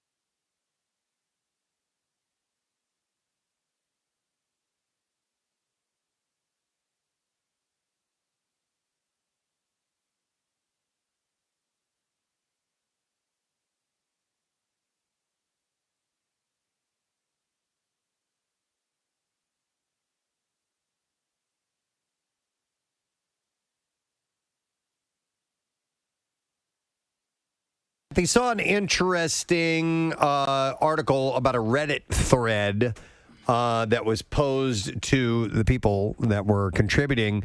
Wanted to know things that former prisoners think that movies and television shows get way wrong about spending time behind bars. So this is interesting because I've actually been on a YouTube kick of there is a series like Undercover Cops will tell you what movies they think get it right. Like Quick Draw Artists will tell you what Westerns get wrong and get right, and what our perceptions are. So I love stuff like this. Steve, I saw one, Alex Honnold, the guy that did the Free Solo. Yeah. He did rock climbing, and you'll see that pop up in movies from time to time. Right. He's like, these guys did this one right, and this one is completely fictional, So completely wrong, These are great lists. Before I go to the list, I want to mention something because we have some guests coming up in a little while, and I may forget to do this, but if you happen to be perusing a bookstore this weekend, our own Nick Murphy's book, Cosmic Pizza, is available now. It's a Cosmic Pizza Party? Pizza Party. And you can get it on Amazon, too. We bought it on Amazon when it first came out. And I thought Nick Murphy had sent it to me as a gift, so I thanked him for it. And he's like, so sweet. I don't know what you're talking about. My wife is the one who actually purchased it. He posted a picture of himself at a Barnes & Noble with it on the shelves. Nice. So it is now for sale. And it's a kid's book. What age? What age? Any idea, Nick Murphy, would be appropriate or that you're targeting? He's going to come over here and use Marissa's microphone. So, Nick. It's between 6 to 9, 12, the whole range. That's my there's a lot reading of fun range. stuff for everybody there. Excellent. No, trust me, if it's Nick Murphy, it's going to be great. And this is just you? Anybody else involved in this? I wrote it with my writing partner, Paul Ritchie, and a woman in Spain actually illustrated it. So that's that was excellent. fun. Yeah. Nice. Congratulations. Thanks, guys. Appreciate it. Yeah, love you bet. So go get it now. Nick Murphy's award-winning book. It won the Preston and Steve Shart Award. Absolutely. Oh, wow. Yeah. So a Shardy. It got a Shardy. Nice. Yeah. Oh, man. We got to do the Shardies. We got awards now. Okay. All right, so on to this list of things that former prisoners think that movies and television shows get way wrong. And keep in mind that different prisoners have had different experiences behind bars. Every prisoner has a different experience. That's what I've always thought. All right, here's one that says whistling in jail. You can't do that? You will get yelled at by other people. Crap travels through the pipes and sounds awful. So no whistling. What about harmonica playing? They're probably not. Yeah, it'd be the same thing, right? How about this one? It says there aren't really bars on windows and doors anymore. It's mostly like a plexiglass material nowadays. Like a solid door? Yeah. Wow. But you just can't break. Not a solid door, but I mean, instead of, I guess so, a solid door. Well, what do you mean? And there's a glass. There's glass instead of actual bars. Oh, they use, really? A door that has a window that you can see through. Okay, yes, But, standard. Yeah, that makes more sense. The bars, you really don't see much anymore. More that you would think of like solitary confinement. Maybe so, yeah. Okay. Besides like Easter State Penitentiary or like Alcatraz, have you guys ever been in a jail or a prison? So I took a tour of my local police precinct, and they do have a holding tank that has bars. It's like the old, like you would imagine, but jails as opposed to prisons. But yeah, so we're looking at here like in a prison. You're right. Yeah, it's a door with a thin plexiglass window or unbreakable window. We assume. Here's we another one because it's jail. It says dropping the soap will not get you rampantly taken from behind. That's a myth. Yeah, chances are you're going to get taken from behind regardless, right? Another one says there are typically a few actual gay men in prison who want to bottom, he says, so it is very rare for straight men to be sexually abused unless that sexual abuse is some kind of revenge or punishment. Oh, wow. So that does actually happen. Yes. Yes. Oh, yeah. There's sex in prison, yeah. But I would imagine it depends on so you need a place to do it, and so something romantic. It's got to be hard to find a place where you can do it, I would imagine. Here's one that's kind of a common theme on a few of these that I saw. It says the sheer boredom. They don't get that right in the movies. Yeah. He said everyone there is actually pretty nice, but damn, it was boring as hell. That to me, that's the punishment. Right, that is the punishment. You're incarcerated, Lloyd. That's part of the deal. Yeah, you do nothing now. Yeah. All those things you used to enjoy, you don't get to do anymore. There are, as you see, obviously they'll put them to work and they'll do things for the state. This one says inmates love to work. Yes. Fights even break out for jobs because people are so bored. Yeah, Well, if you have a job to do, it's actually just something for you to do. And there are better jobs than others. And I think, if you get one of the better jobs, it's like, people, that's what they want to do. Like in American History X, they're folding the linens. Yep. One of the most workable versions of prison I've seen, Preston, is in Goodfellas, where they've clearly bought off a lot of the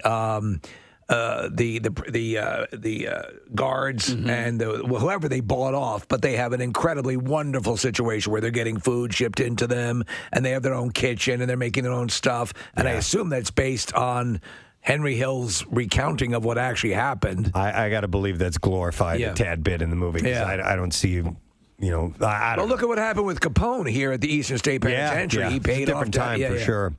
So listen to this. It says every morning they'd come in to ask 2 inmates to take out the trash. You roll a couple giant bins full of bags out to the dumpster.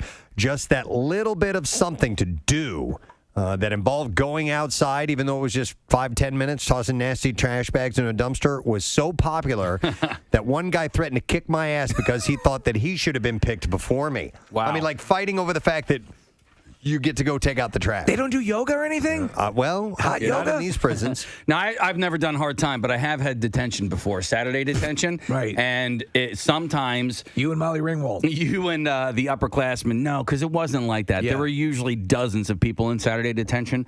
But usually the upperclassmen, the custodian would come in, and you pick a couple of people out of the lineup to come help him. I remember like raking leaves, and I was happy to do that rather than just sit there and do nothing. Yeah. Here's another one that says, not me, but my sister, the boredom. And for her, the lack of cigarettes. The jail was smoke-free, and you got a smoke break twice a day. Are you allowed books? Are you allowed entertainment? I assume that there's got to be some. Why would you just let... I don't know how. I'm sure there are some hardcore prisons, if you're talking about like a military prison or something where it's going to be a little bit more arch.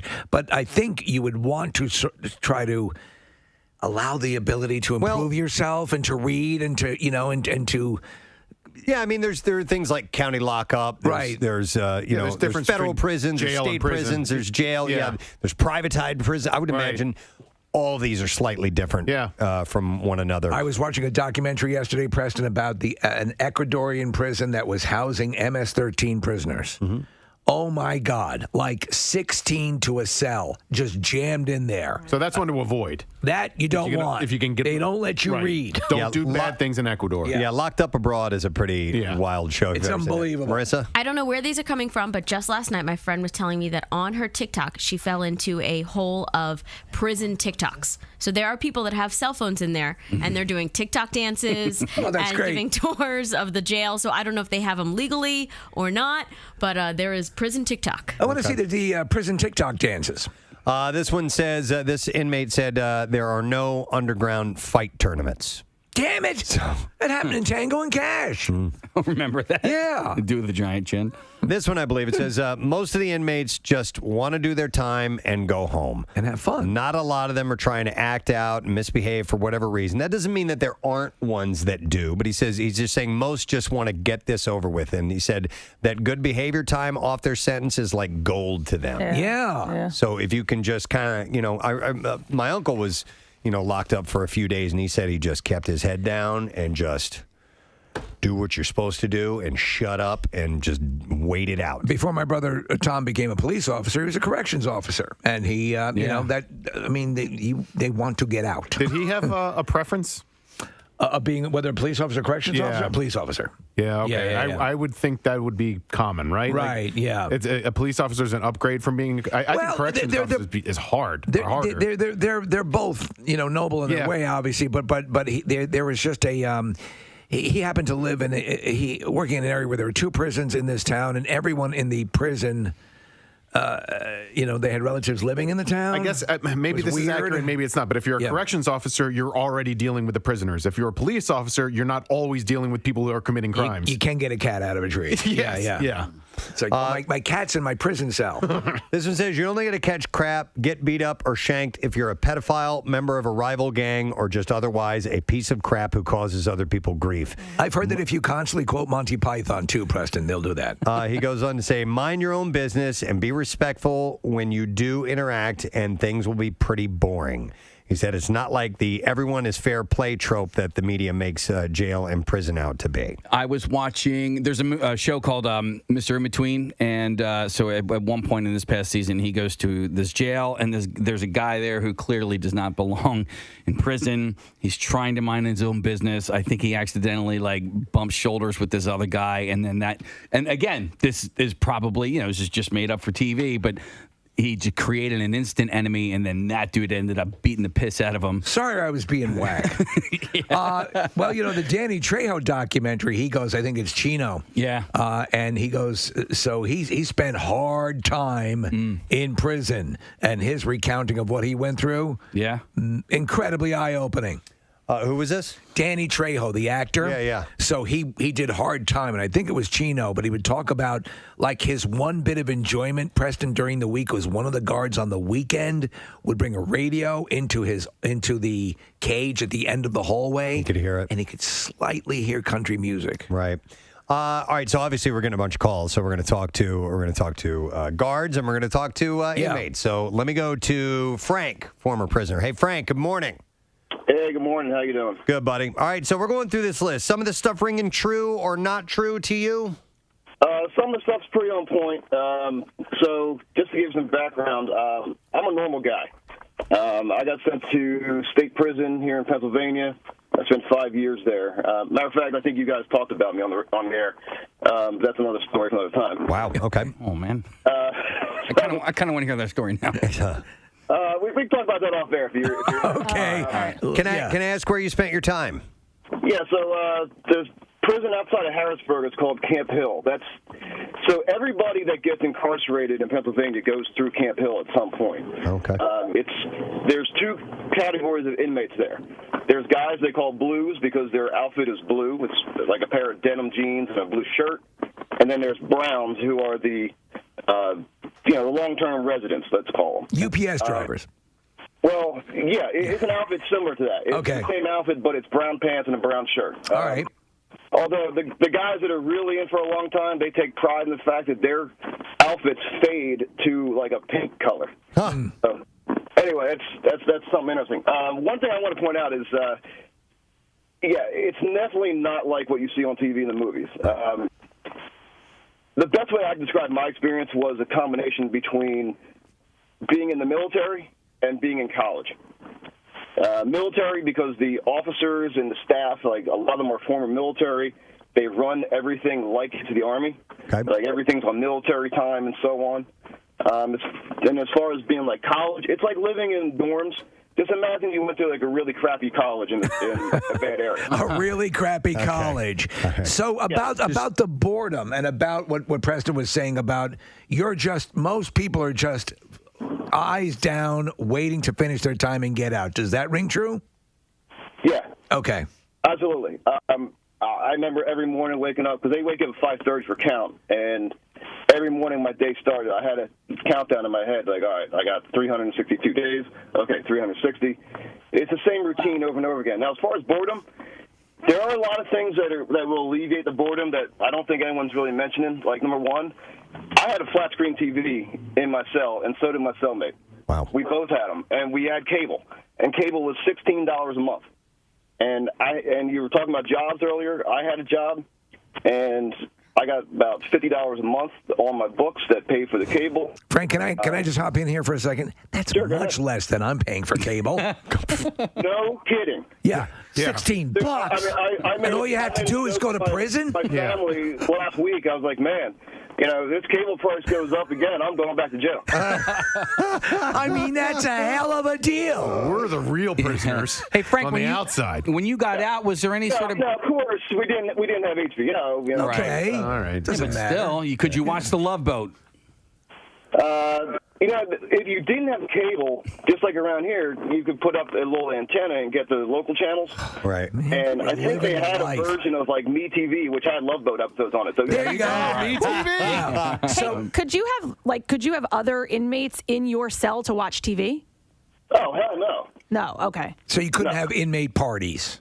No. Okay. No. So there's a time, like 3 times a day, they have rec time. It's either you're out in the yard, or if it's inclement weather or whatever. Like usually in the winter and fall, instead of having yard in the evening, they would have the indoors. Like I'm sure you remember back in school, you had indoor recess. Yes. Well, they call it day room.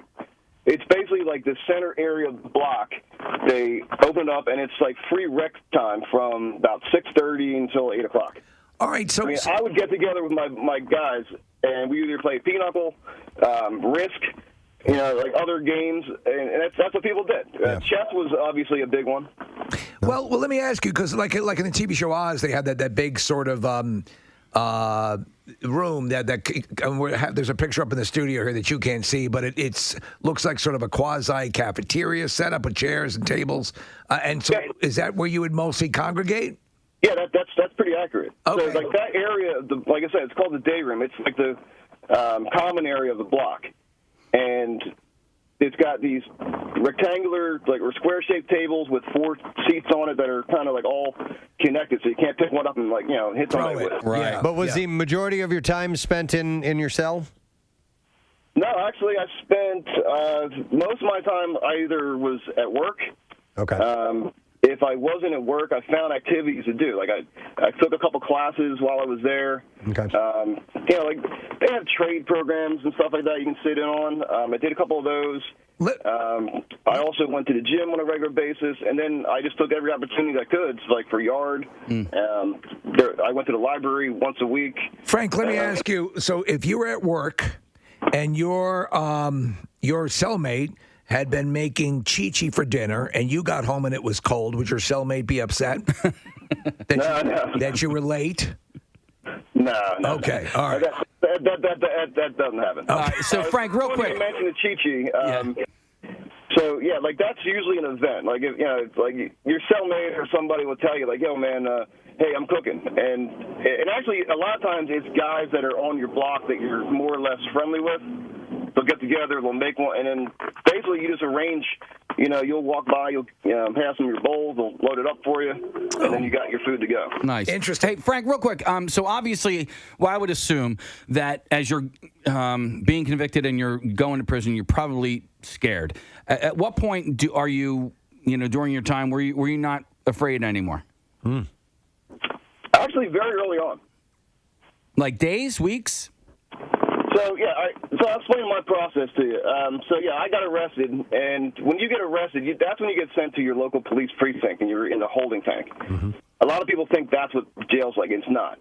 That's the most boring time. After that, then you get processed. You get sent to county, and one of 2 things happens: you either bail out, and then you're on the street at home waiting for your trial to conclude.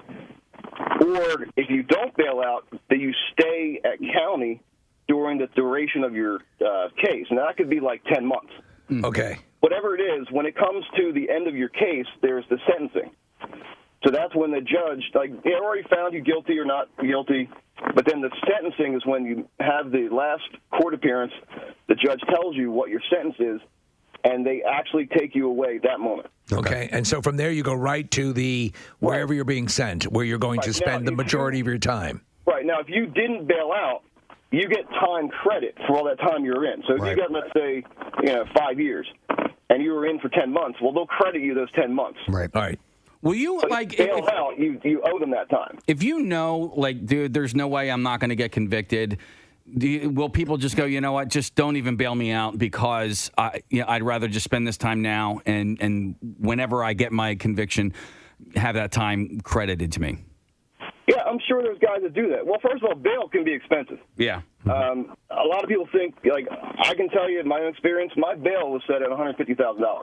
And there's none of that 10% crap in some cases. Oh, really? So we've always understood that there's a 10%. You have to cover 10% of the bail, but you're saying in some cases it's the full amount. Right. In some cases that does not apply, and in some cases the bail's not even an option. Huh. Mm-hmm. Yes.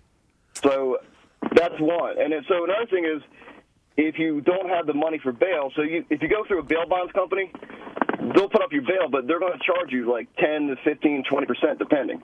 Okay. So a lot of times, like, it'll cost you thousands of dollars, and unfortunately, some guys don't have it. So they end up spending their time in jail. Frank, I want to get some other calls here, and we got to wrap in just a second. So I just want to end this by saying, and you're talking about, putting you to work and some trade programs and things like this. The idea, hopefully, is that it helps straighten your life out. You're there for whatever reason, and hopefully you can come to some conclusions and say, all right, this is an opportunity for me to take another turn. Did that work for you? Yes and no. I mean, I was pretty much a stand-up guy. I was never in trouble with the law before this. But, yeah, I have seen there are plenty of guys that have gone in at a young age. They've gone in, they did some time, and they really did, buckle down. They did a couple trade programs. They got some kind of, work ethic, and, they end up using, there's a couple guys I was in with that I do keep in touch with, and, they're doing good.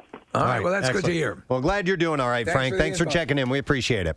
No problem. All right, see you later. Oh, and email us about how we talked about you on the air one time, okay? Yeah, who should I send that to? Just send it Preston at WMMR.com, and I'll send it to everybody else. All right, no problem. Thanks, dude. See ya. All right. Send nudes. What's that? Send nudes. Send nudes? What? To Preston. He likes No. Anybody else can. I don't want them from Frank. So, you know what? Let me go to Joe, who works in a prison, and he wants to mention some of the things were incorrect on the list. Hey, Joe, good morning. Good morning. What's up, Joe? I just got off of work. I work for the state of Delaware Department of Corrections. The difference in Delaware is we don't have county jails. Okay. So I deal with sentenced inmates and detentioners, we call them, the guys that haven't gone to court yet. So would we assume that people in detention are kept away from? I assume they're segregated, correct? That is correct. All right.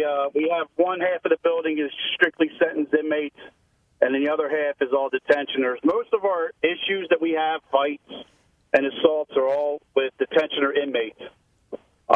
They still have the street mentality. They're always the young 18, 19-year-olds that come in, can't tell them what to do.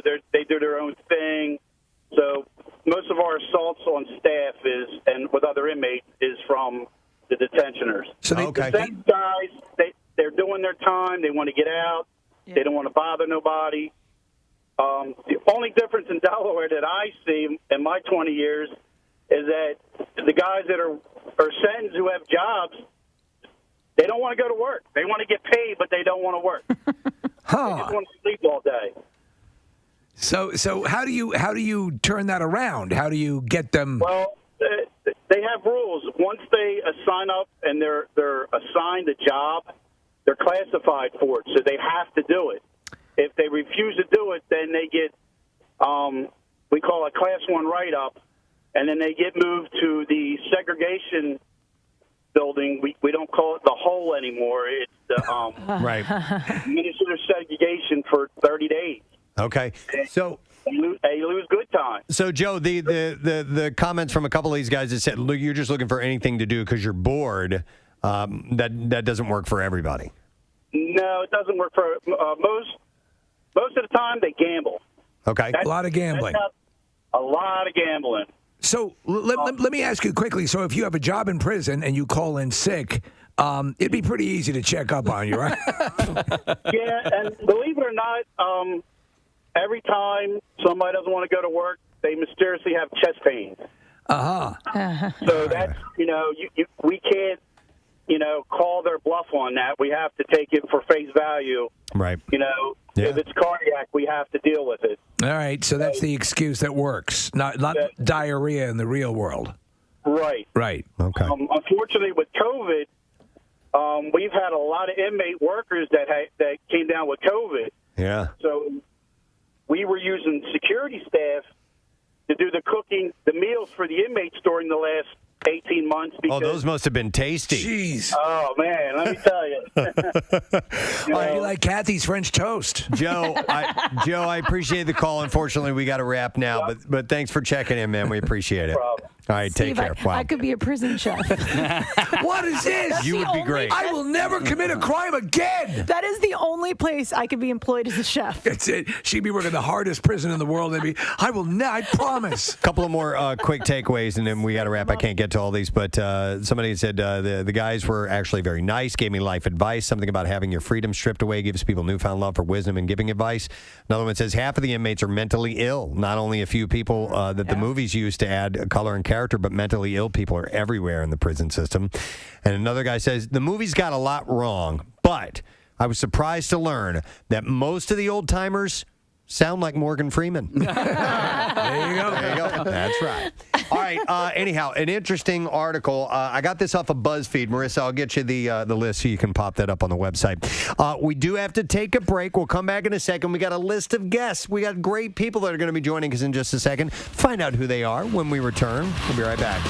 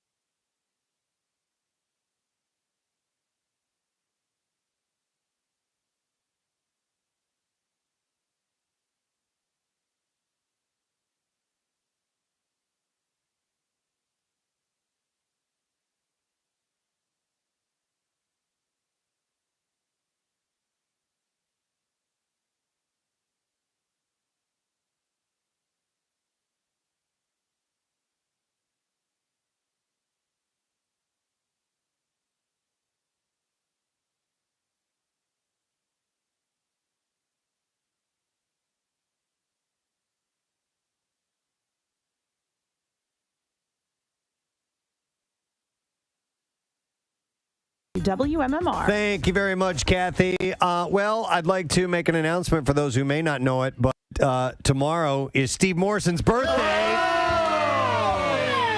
Thank you. Yes. Really, all the credit goes to my parents who banged. Yep. Yeah, well, thank you to your parents. And I always do this for anybody's birthday, but man, I am so glad you were born. Well, thank you. I'm so glad that you were alive, and I'm so glad that you were a part of my life. So much so that Casey has set something up here for you, Steve. Really? You know how Casey is with birthdays. Yeah, I do know. It's He's wonderful. the best ever when it comes to acknowledging people's birthdays. So I've been mentioning all morning long we were going to have our buddy Rich Voss on. That's a lie. Rich is not going to be on this morning. Oh, I prepared for Rich Voss. You don't need to. We have somebody else. Who? Well, I'm going to see if you can figure that out. We are going to give you something to open. It's a gift. And by that gift alone, I want you to see who we're going to bring up on our screens here who is live on Zoom. All right. To talk to this morning. So open this gift, and I want to see just by what is inside that box if you know who we're going to go to. I like the dinosaur wrapping paper. It's really good. It's a Stegosaurus. No, a Triceratops. All right, I'm going to try to do this. All right, now I judge by what's in the box and see if I can ascertain who the mystery guest is. Yes. Correct. All right, right now. Oh, wait a second. What do you have? Tom Papa? Tom Papa! You did it! He didn't even fully open the gift. He just squeezed it, still wrapped in I have been the paper. begging Tom Papa for sourdough bread. You magnificent bastard. So we have an entire loaf of sourdough bread. So please welcome Tom Papa to the show this morning. Tom, good morning. Good morning. Good morning. Happy birthday, you old bastard. I am. Jesus, Tom, I dreamt. I've been dreaming about your sourdough. Anyone who follows Tom on Instagram, first off, he's, of course we know, he's one of the funniest humans ever born, but the fact that his baking skills and his bread skills, you just look at these, they're in color, so they're not Ansel Adams-ish, but they're incredible photographs of this freshly baked bread, and I'm just forever fascinated by it. It's like, how many times have I asked Tom Papa for bread? For bread. It's here. Thank you so much. Now, Tom, may I ask you, do I need? Does this need to be warmed before I? Or it, because I had to get it. We sent it overnight. It's probably a day behind. How does it feel? It feels very good. It feels very good. There's some malleability to it. All right, good. I would just toast it. Get a good serrated knife. All right. And slice it up, and I would throw some. What would you put on it? Some butter on it. Okay, butter. I'm going to share. I have to share it with you guys. You don't have to. Okay. Well, listen. Tell me you have not longed for a Tom Papa sourdough bread. I love that you didn't fully get it opened, and he immediately, because we were talking about, we're like, what if he doesn't know it's Tom Papa? No, before you even fully opened it, you knew it was Tom. I could tell by the contours of the bag, because when, for example, I have sex dreams and sourdough dreams, and so you fulfilled it. Yes. So I want to jump in here because Steve, there is another present involved, and Tom, if you want to inform Steve, because I will hand it over to him when you tell him what it is. Yeah. Well, I sent you a note as well. It's a lovely note. I just read it. And it says some. Can you read it? Yes. It says, "Happy day. Enjoy some of my bread and bake your you can what? Here you go, Steve. And bake your own. Yeah. Oh! What are we giving him, Tom? This is the breeder bread. The breeder. Yeah, that's the sourdough starter. Sourdough starter. Are you sure? That's what you bake. The bread came from that. I'm going to try this. You have a piece of Tom Papa. I'm fascinated. This is like Tom Papa's seminal fluid, as far as I'm concerned. It's the essence of Tom Papa. Wow, that is amazing. Because it's such a fascinating process that it does have This is a critical element in the process. That's basically the yeast. That is the yeast. There's no store-bought yeast in that. And if I understand correctly, following what you and the various shows you've had, there are some businesses that have kept the starter dough. It's been around forever. Like it is a quintessential part of the legend of particular bakeries. Correct? Yeah, exactly. And this one, that's about, I would say, probably 6-7 years old. Wow. And what would you, because we're all not even novices, we're less than a novice. What should he do with that? Should he keep that in his refrigerator? Yes. Okay. That should be kept in the refrigerator, but you've got to feed it. You'll have to feed it in about a couple days. There's no real rush, but you're going to have to take that out and put it into a bowl. Yeah. And if you have a digital scale, that would be perfect. I do. Okay, perfect. Then you take a bowl and you take you take a scoop of that, put it in the bowl, and equal parts flour and water. And that basically feeds it. And then reintroduce it into the mix? Yeah, exactly. Well, actually, yeah. We'll talk. Okay. Yeah. All right. You guys cover this off. Because there's feeding it to bake the bread, and then there's feeding it just to keep it alive. So to keep it usable, and then this is going to have to be my summer project. Yes. And look, if it all falls apart, I could always send you more bread.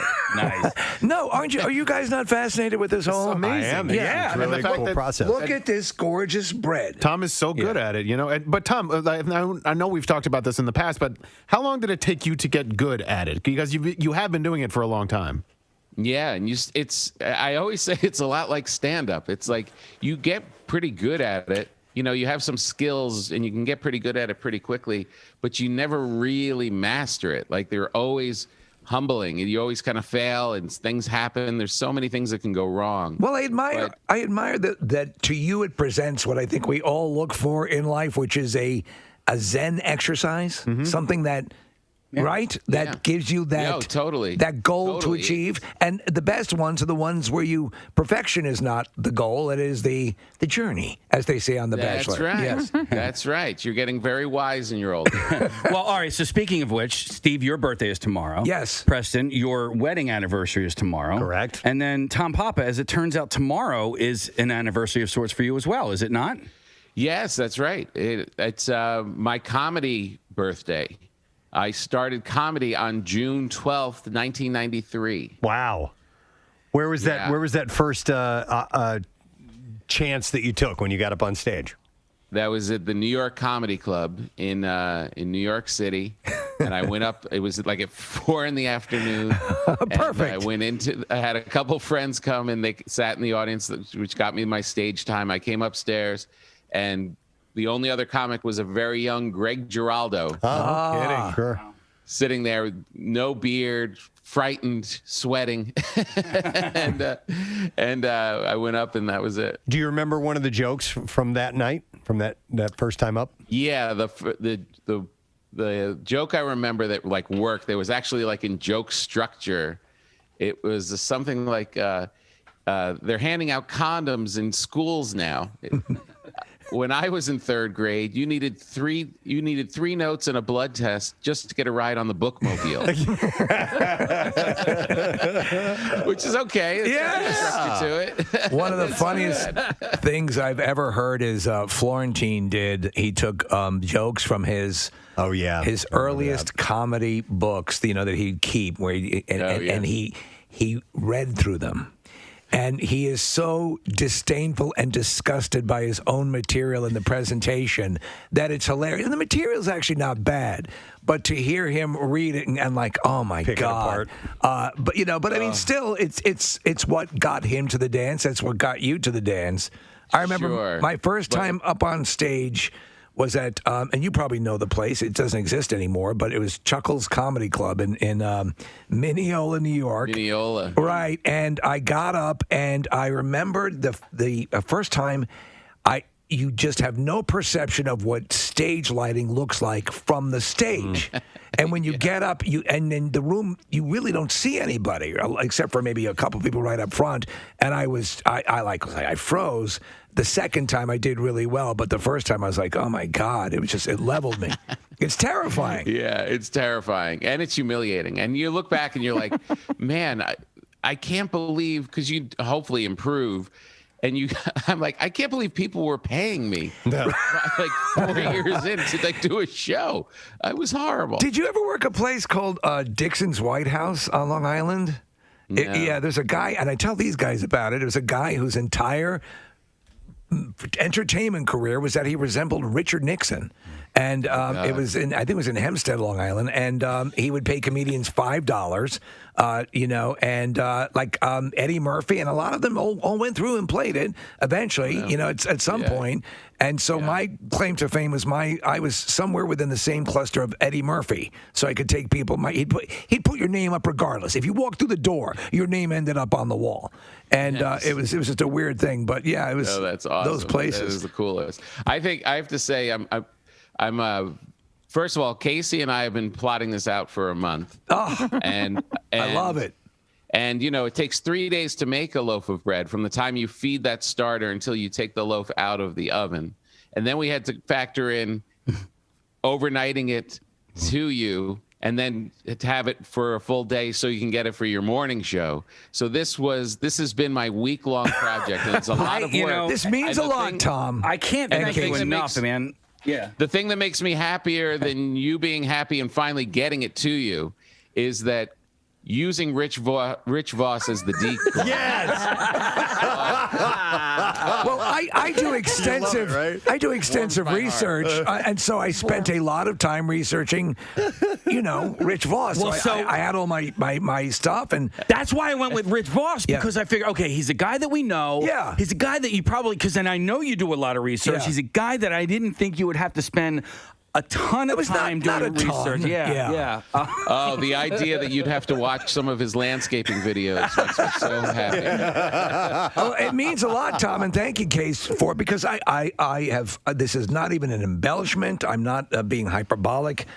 This bread is a holy grail of my life, that I had to try this bread. So I'm by the end of the show, I'd like to, if we can.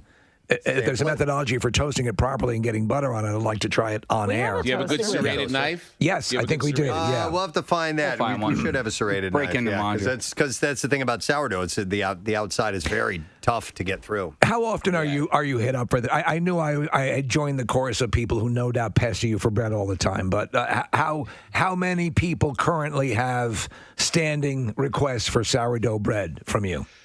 There's a lot of people that have requests, but I do not fulfill any of them. Well, I am honored. I'm honored. Yes. Yeah. There's even my daughter, who's when she's away at college, is like, "Come on, send me bread." I'm like, "It's too expensive. Get bread around the corner." Right. So if you're not having your own bread, and you had the series which I loved, where you're going around to these incredibly, the Bake series was great. What for you represents the pinnacle, the state of the art in sourdough bread? Oh, Use my voice. My favorites are this plain loaf. This is like a malted wheat and all-purpose, mostly wheat, and that's like my staple. Like the one you have now is like the one that I've been just trying to perfect, like that simple one. But the one that I'm really into lately is this olive bread, which has two different kinds of olives, lemon zest, herbs de Provence, and walnuts. Oh. And that changes the amount of hydration, how much water is in it, because all those things actually have water to it. Wow. But, I could literally talk for hours about bread. I do have a question about this, Tom. So outside of Baked, the TV show, is there another way that you're going to be able to monetize this hobby of yours, this passion of yours? Yeah, no, I don't know. I'm not sure. I mean, everybody always talks about that. I have like a YouTube channel where I actually show people how to bake the bread. And, I could go down that route and try and do it. You know what happens when you... But to, open a bakery is such a hard thing. Oh, yeah, that becomes a life, you know. Yeah. But it takes away the joy when you monetize something, because then there's the demand for it. And so it's like prostitution. No, I'm serious about this. Like when you have a hobby that creates a level of zen for you, and then you decide, you know what, I'm going to make some money off of it. It then becomes work, and work can take you away from the zen, which is why you started doing it in the first place. Right, which is why maybe if I could roll it back into a different kind of a show, or have my podcast grow, the Breaking Bread podcast that I do, like those kind of things. But you're right, like making money off of it, like becoming a baker is such hard work. Yeah, that's early. So early, so hard. But if I could do some other offshoot, maybe I'll do a book. I don't know. Well, I mean, there's a chemistry to it. There's a precision to it. My wife prefers baking because there's room for a little bit of improv, but there is also you know that precise thing you're looking to get, and so she likes the sort of mathematical exactness of it. And is that what draws you to it? Yeah, well, the bread is a little bit that way, but it gives you a little more freedom than like baking a cake or something like a pastry. There's a little more, you can be a little more off with this. It's still science, it's still accurate, but not as accurate as a pastry. Is there one bread that you baked that you think that lives in your memory as that was the bread? I hit my zenith with that bread. Yeah. One loaf that came out and your knees buckled. I crushed. Yeah, there is on the cover of this book by Ken Forkish called Flour, Water, Salt, and Yeast. He's out of Portland. He's like one of the original guys that started the revival of artisan bread. Right. And there's a picture on the cover, and it's so caramelized, and it's just like something I could never achieve. And one bread did come out like that. It was so like crispy and caramelized and this breadish, this like caramel color. And I was so excited. I'm like, yes, I'm here. I've never done it again. You've never done it again. There you go. Well, so thank you, by the way. And it's awesome. It is. And, when I reached out to you however many weeks ago, you know that the answer no was an option. So the fact that you didn't say no and that, it took you all of this time to get the bread and everything sent over to you, like, I cannot thank you enough for doing this. But next time I ask you something like this, you are allowed to say no. Well, that's very kind of you, but if there's one thing you know about comedians, we're whores. It's true. And whores never say no. Well, the fact that this international celebrity, took the time out of his day and week to do this, I just can't thank you enough. And also that it was not a shallow effort, as I was able to identify what it was without even unwrapping it. Mm-hmm. And so so when Casey, he was not overstating the fact that my desire for this was that great. So I appreciate that. That's why I sent it. And let's keep in touch as you start to figure out this starter thing. I'm going to do it. I'm very excited. I will not be. Look, the main starter is still in my fridge. It's still alive. So if you kill its child, it's okay. I'm going to be devastated if I have to. It'll be like what was the Jack Nicholson movie where he dropped the baby and it ruined his life forever. It takes place in the I don't remember the early with Meryl Streep. Anyway, it devastated his life. Baby. I don't want to drop this baby. It's okay if you do. It's all right if you do. It has offshoots. All right. So, Tom, besides your podcast and your show with Fortune on Netflix is a joke, what else you got going on? My big tour is starting up. I've got, if you go to tompapa.com, all my new dates are up, which is very exciting. A real tour? I think I'm coming back to the Keswick. I'm going to Las Vegas, just all over. We're like, comedy is back. As you see, all comedians are just putting out their dates, and we're back out hitting the roads. We're super thrilled, and you back at the Keswick is a perfect fit. And what's the date on that? Do you know? I don't think that's till the winter. Okay. So you would have known if you knew you were talking to Tom Papa. You could probably tell us. I would know that. When and where is Rich Voss performing, Steve? If this is even accurate, Soul Joel's Comedy Club. That's right. Yeah. I love that so much. I was with Rich on Sunday. I was in New York. I flew in for Colin Quinn's birthday. We had a dinner, and Rich was there, and he was stuck in traffic in the Lincoln Tunnel and was a half hour late to this very special dinner, and just hearing Bonnie describe what Rich does to his dashboard while he's in traffic. Oh, I believe it. Oh, made me so happy. Does Rich know that he was a part of this indirectly? He does now, because Meredith Trotter, who works with Pulse PR, she heard you promoting Rich being on the show yesterday. So she reaches, what's going on? Yeah. So she reaches out to Rich and says, "Hey, why are you going to be on Preston and Steve? What do you got going on?" And he's like, "I have no idea what you're talking about." So then Meredith reached out to me, and I'm like, "Well," and I told Meredith what was happening. I'm like, "Now you have to call Rich back back and let him know what the deal is. So. No, that's awesome. It's great. And you talk about it. Bonnie, his wife, who's great and a great filmmaker, by the way.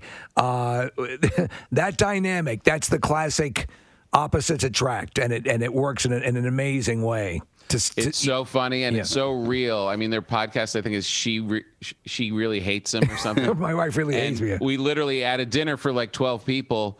While they were late, we were seriously talking about saving seats, but on opposite ends of the table because they will kill each other. That's great. Well, it looks like you actually, as far as our area is concerned, you'll be in Red Bank for a couple of dates, a couple of shows, I should say, in August. You're also going to be at the Borgata coming in October. Okay. Oh, right. I don't know where Oakmont, Pennsylvania is, but you're going to be at the Oaks Theater, and that's in January. But, man, I'm looking at your calendar, and I know that you're just chomping at the bit to get out, and it looks like you're going to be doing that very, very soon. Yeah, that's right. The Borgata is the end of October. That should be a great one. Are you working up to, you have your sights set on another special down the road, a Netflix special, and working on material for that? Yeah, for sure. And, Okay. I was able to sneak out a lot during the pandemic. I would go to certain clubs, like about one a month. So I was able to keep working and keep honing it in. So it's not like I'm starting, like, building up material. I have it already. So, if I can just keep getting it a little tighter, I'll probably shoot maybe in the end of the year. It's funny that this would happen. It's a confluence of events because I just watched Behind the Candelabra the other day, which you are in, by the way. It's the story of Liberace. Preston and I are huge fans. You're fantastic in it.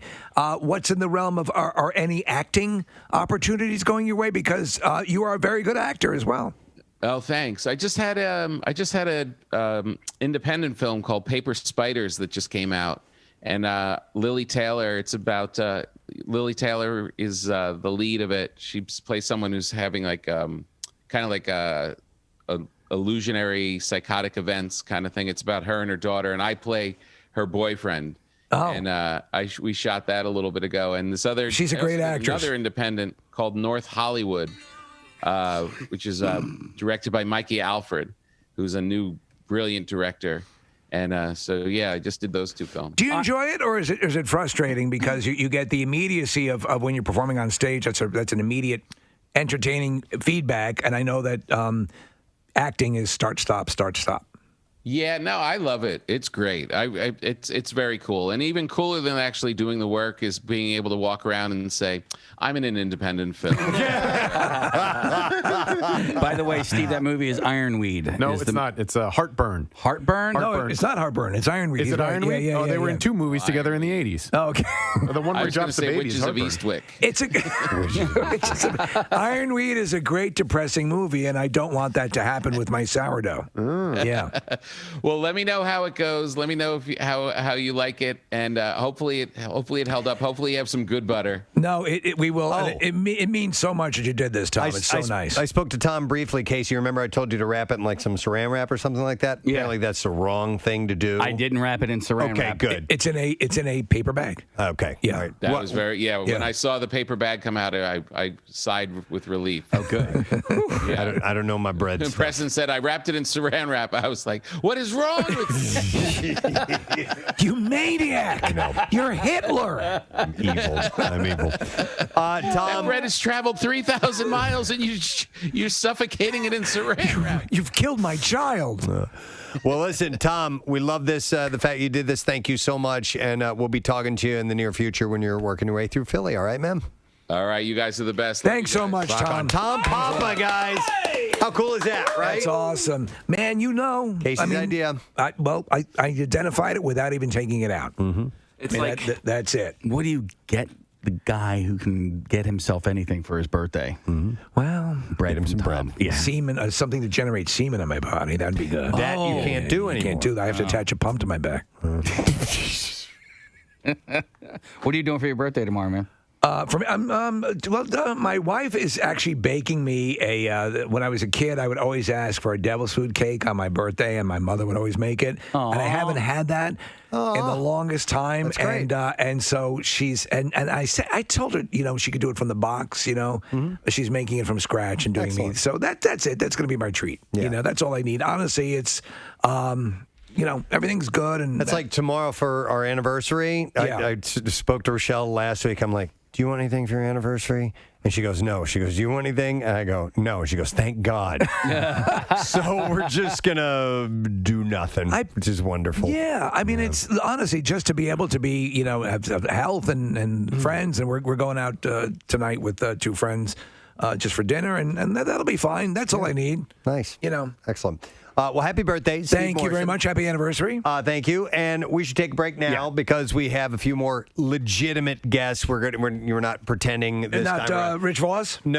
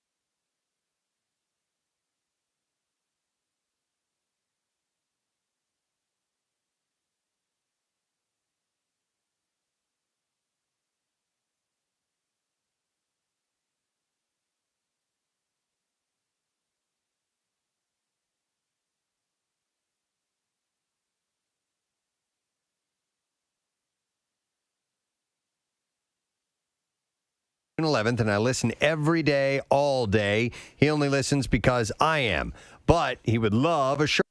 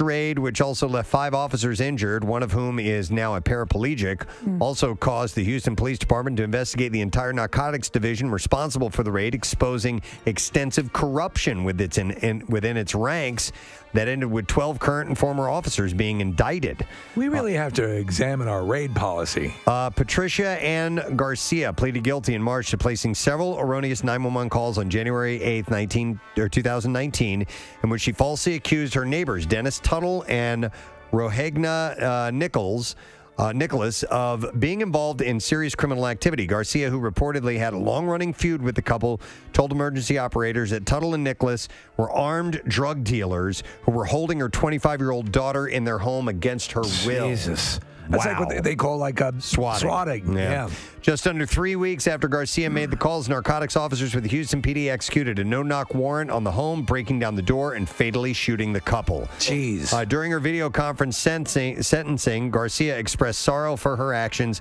claiming she was not in her right mind when she made the false 911 calls, never expected the police to storm the couple's home. But the judge appeared unsympathetic, saying he believed she used 911 as a weapon.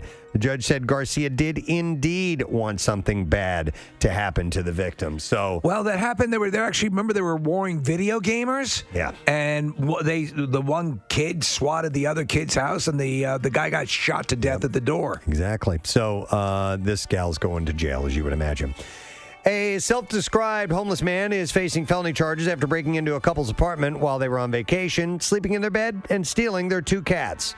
Austin Schaefer has been charged with felony burglary and criminal trespassing. Officers say that they were called to by the couple after they returned from vacation and found someone had broken into their apartment and threw their things around. The couple told police that the person had used toothpaste to write a curse word on their mirror, and their 2 cats were gone. It's the 2 cats that bothers me. Police say witnesses who lived in the apartment building claim Schaefer was the one responsible for the break-in. Police say they spoke with Schaefer, who claimed he entered the apartment to get out of the weather because he's homeless.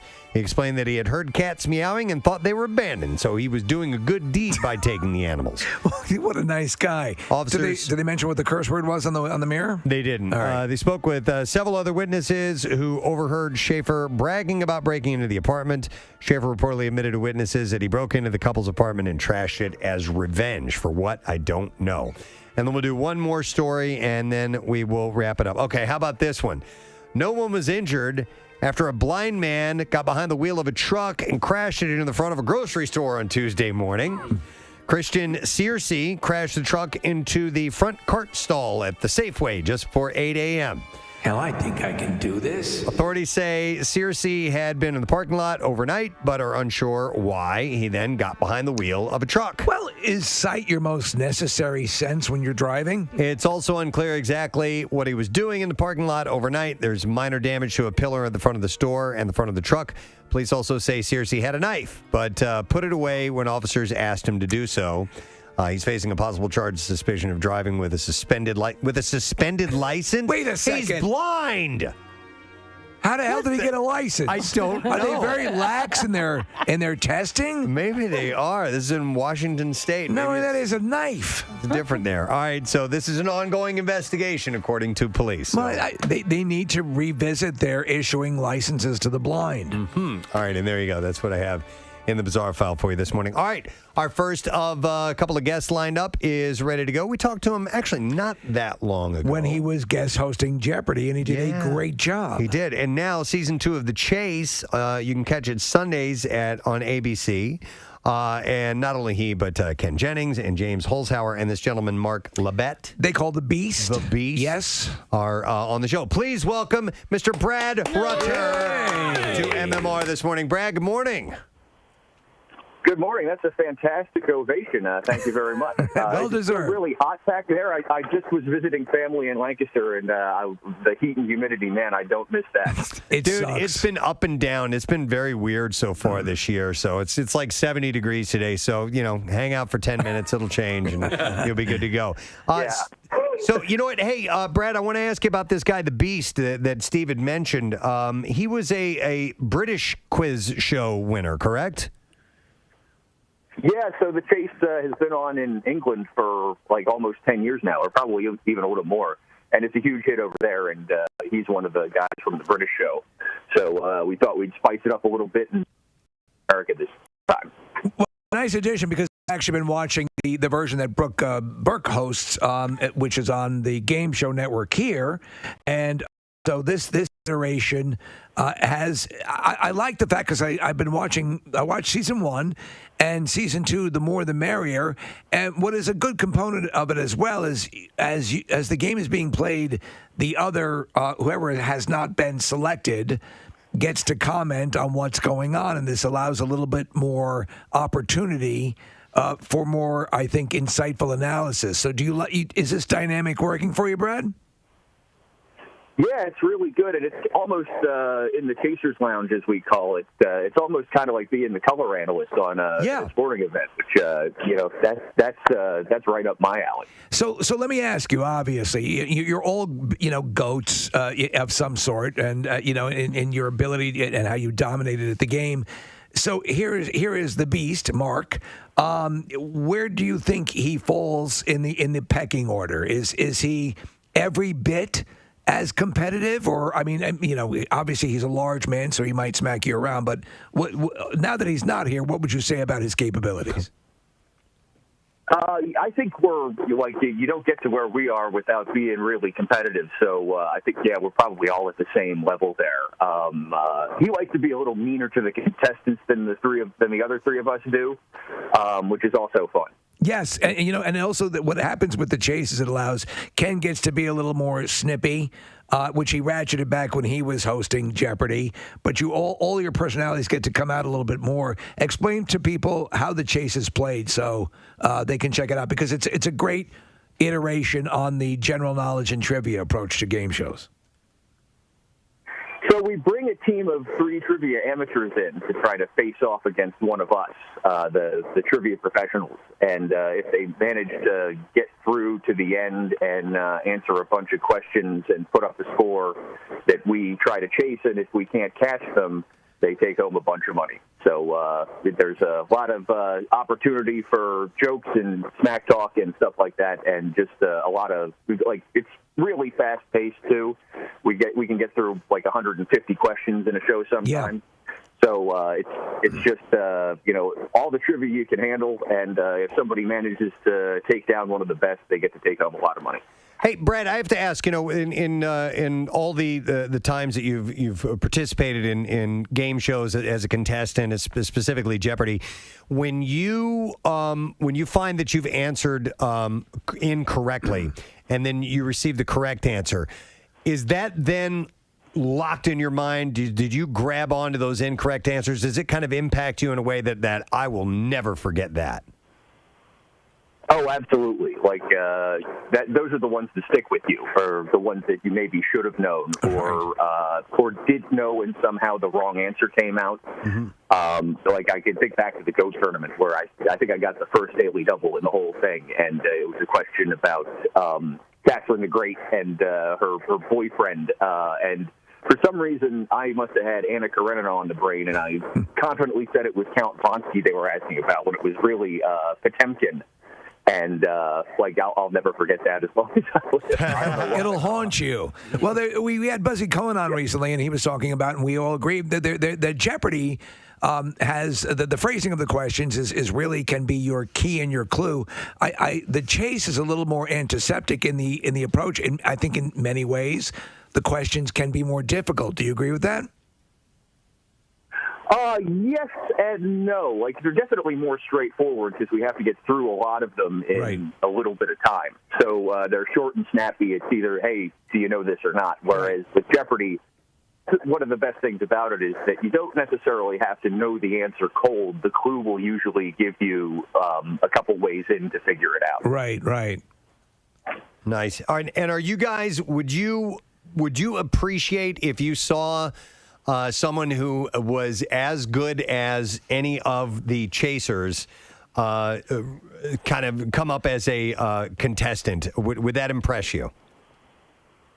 Yeah, absolutely. And we've done a really good job getting contestants for the show, too, like people who are really good. So, I mean, they're going to beat us. They're going to earn it. And if they do, that's really impressive. And that's almost what I kind of root for. Is that it's tough to win on this show, man. We're the GOATs. Yes, you are. If you can take some money off us, you've done something pretty good. Brad, speaking of winning, how many games do the Sixers win this series, and do they win tonight against the Hawks? I think they win in 6. I think Atlanta will get another one. But I really liked what I saw in Game 2 from them. It's like I don't know what was going on there in Game 1, especially in the first half. Well, but I think Atlanta has enough to take another one off them. But I think Sixers in 6. That's a prediction from a Jeopardy champion, so it's pretty much it's a lock. It's a lock, as they say. All right, Brad, we appreciate it, man. Thanks. Keep doing what you do, and we'll talk another time. Okay. Sounds good. Always nice to be with you. Excellent. Brad Rutter, guys. Yeah. And The Chase, Sundays on ABC at 9 p.m. And then we're moving right over to our next guest, and it is always great to speak to him. He has a special series with Nat Geo, and it's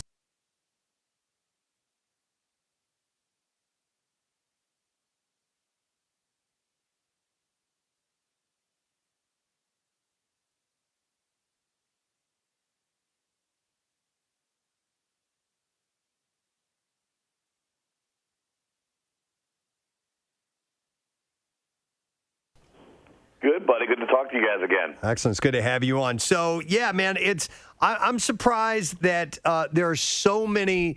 You have your favorite types of videos. People do anyway. There's the getting hit in the nuts videos. Yes. It's a standard. There's the gross videos, but the animal ones are usually some of the absolute best. I know you love them. Absolutely. So Alfonso, as you well know, they go to the dog park on AFV, and that's part of the thing. And there's also the cat segment. But when everybody, I was like, oh, my wife will be in the kitchen getting the dog park, and you come running in because there's just something wonderful about it. So this seems to be a long time in the making, and it's a no-brainer. I mean, you've got to have a tremendous repository of videos ready to go. Yeah, absolutely.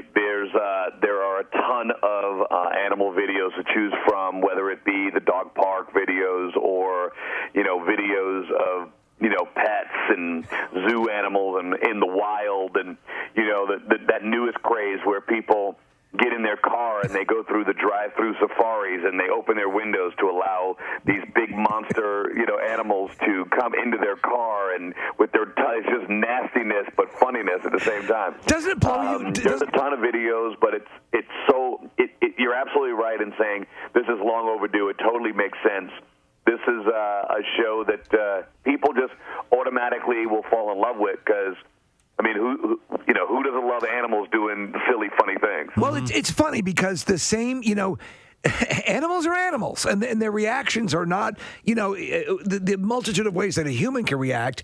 There's one, it was from this season just past, where a guy is on a Zoom call and his cat steps on the counter and freaks out and is basically destroying his kitchen while he's on the Zoom call. And he doesn't know what to make of it. And my wife and I were howling and watched it back like 20 times. It's just that interaction that's going to happen when you're dealing with an animal that doesn't really answer to the same rules and laws that we do. Absolutely. I mean, look, we all have pets. I used to have pets back in the day, and you can guarantee that they're going to do something that is going to have you truly perplexed. And we have so many of those. And that one video that you're talking about, it was one of our highlighted videos, and it's really funny. And doing it with Nat Geo, the tone of the show is a little bit different. When on AFV on ABC, it's a little different because they're people and they're talking. Right. There are no animals talking, so I have to kind of really help set the tone for the show. So it's a little bit different tone with the show, but it feels very much like AFV. Sure. Just with all of these amazing animals. Yeah. Hey, Alfonso, I know that in acting, you're called upon to do all kinds of stuff as an actor, and from time to time, people will work with animals, and sometimes that can be a nightmare. I'm trying to run back in my mind in those years of Fresh Prince of any animals, and nothing's coming to mind. Did you guys ever have to work with animals on set at any point? We had one animal on that show. I've worked with a few different animals. We had a bear on Fresh Prince. And we all looked at the executive producer and was like, and it was the first show of the season, and we're like, do you realize how dumb this is? Season off with a bear. Yeah. Like, this could go really wrong. And Will and I, obviously being like absolute idiots on set, being silly and always having fun, this could go horribly wrong. I had a situation on Silver Spoons where I had to have a pet snake. On another show, I had a situation where we had an alligator, and you just go, why? I don't understand why we're doing this. Why? Yes. This doesn't make any sense to me. I watched the Fresh Prince of Bel-Air reunion. As a viewer, I thought it was great. How was it for you? It was wonderful to see everybody. I always laugh a little bit when people live their lives through TV versus living their lives in for real world, right? Like they think that everything that they see on TV is the only thing is actually happening, right? Like, we're all friends. We get together all the time, except it's a reunion whenever, someone posts a picture. Yeah. Right? I'm like, it's so different than the reunion we had yesterday. Yeah, but you know what? But as a viewer, we don't know that you guys are still friends and that you see each other all the time. We hope that that's the case, but, there are some shows where people don't talk to each other. Yeah, we see each other, so it's like I always laugh at it because it's like, ooh, they had a reunion. I'm like, no, we just got together. But this one was fun just to kind of be back on the set, just kind of all sitting there talking about it. And, obviously we don't sit around talking about our time together working on the show. We're living our lives currently and in our day-to-day and what's going on in our lives, and those are the things we talk about. But it was kind of fun to look back and talk about the years of past. Well, we just had Brad Rutter on from Jeopardy, and he is one of the greats of Jeopardy and hosted as a guest host, and he's on The Chase, and you host your own game show, which is Catch 21, and you were nominated for a Daytime Emmy Award. That's phenomenal. I think it's your second time, correct? Yeah, it's my second nomination, which is quite incredible for me. I mean, never expected that, obviously. I'm one of those people, I go to work and I do the job, and if people like it, we get to stay on the air, hopefully, and just keep doing it. But the fact that the Emmys have nominated me twice for award is quite, that is the award, right? Whether you get it or you don't, you get the award, but it's going to be hard. Obviously, Alex Trebek, to me, gets another one, in my opinion. even though he's gone, but you have to honor a lifetime of work there with him, and he, so we'll see what happens. But my bet's on Alex, and like I said, it was an honor just to be nominated. Well, it's great. All the stuff that you're involved in with this Nat Geo show and with AFV and with the game show, this is all of this stuff, especially over the past 11, 12 months, has been exactly the kind of distraction that people have needed. So your work has never been, and this is not, false praise, has never been more important, because I know it's meant a lot to my wife and I as viewers, and it's got to make you feel good to be a part of that. It really does make me feel good. I feel really honored to have shows that are making people laugh and smile. I mean, look, we're all in this together. An incredibly difficult time for all of us, and the idea that we can bring a little bit of laughter, a little bit of smiles, a little bit of a timeout from all that's going on, to be able to sit back and hug on your kids, hug on your wife, and or your husband, and enjoy some time together. With laughter is very special. I know another thing that's got to make you feel good. Apparently, if my information is correct, this week you won the flight at your club, your golf club. You won the championship this week, correct? I did. I played really well. It was over the course of a month, right? So just being able to get your head right and be ready every time. I shot 69, 70, and 69, and so holy hell! I was very, very happy with my performance.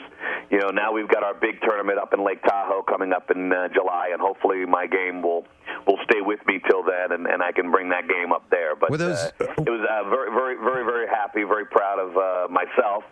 Wow, were those 69s net or gross scores? Gross scores. Nice, man. Real nice. Yeah, we don't play net. Okay, that all right. whole net thing to me. Hey, I've never liked net at any net tournament, because at the end of the day, let's just say not everybody plays the game the right way. I know well-known cheaters, man, and you just what are you going to do? I know. It's very funny. I know a lot of athletes, most athletes I know that will typically say, if you ain't cheating, you ain't trying. I'm like, okay, well, you've just told me not to mess with you. I have a story about you. I played with a member out at Marion here one time, and he got matched up with you in an outing, and he was telling me how very competitive you were. You wanted to win that tourney. That's all there was to it, and the guy that was playing with you wasn't holding his own, and he had said that he was a 9 handicap, and apparently I think your quote was, "You ain't no 9 handicap." And he carries that around as a badge of honor. That really does sound like me. I don't know why. He carries it around as a badge of honor, Alfonso. Exactly how I would say it. You ain't no 9. Yeah. Exactly how I would say it. Look, I've learned in my age now to simply relax. Whenever I play in any of those programs with other people, I will literally on the first tee say to everybody, okay, are we trying to win? Yeah. Or are we trying to have fun? Right. Yeah. Y'all tell me. I can do either one. I can get into let's go win this thing mode, or we can just hit balls and wherever it goes, who cares? Y'all can drink and we can just and have a happy day. Right. Nice. That's probably a good bar to set early. Yeah, that's required right there. Yeah. Otherwise, you're gonna have you're not gonna have a good time. If I remember it correctly, that dude wasn't no 9. I will let him know. That's funny, man. All right, well, listen, we'll remind people the animal edition of AFV is going to be tonight, 8 o'clock, 3 new episodes on Nat Geo Wild. It's always great to talk to you, Alfonso. Thanks a bunch, man. Thank you, guys. All right, always take care. fun. Have a great day. Alfonso Ribeiro, guys. Yeah, it was so funny. He's like, man, he busted my chops. He was just having a bad day. He really was a 9 handicap. Alfonso sounds like he's a damn good player. He's really good. He's tight. He shot 74 at Pebble Beach in October for the Pro-Am there. So he's the real deal. He plays 3 times a week. I know Will used to play golf a lot, and they probably fell in love with it together. Yeah, I'm guessing. I've never really asked him that before.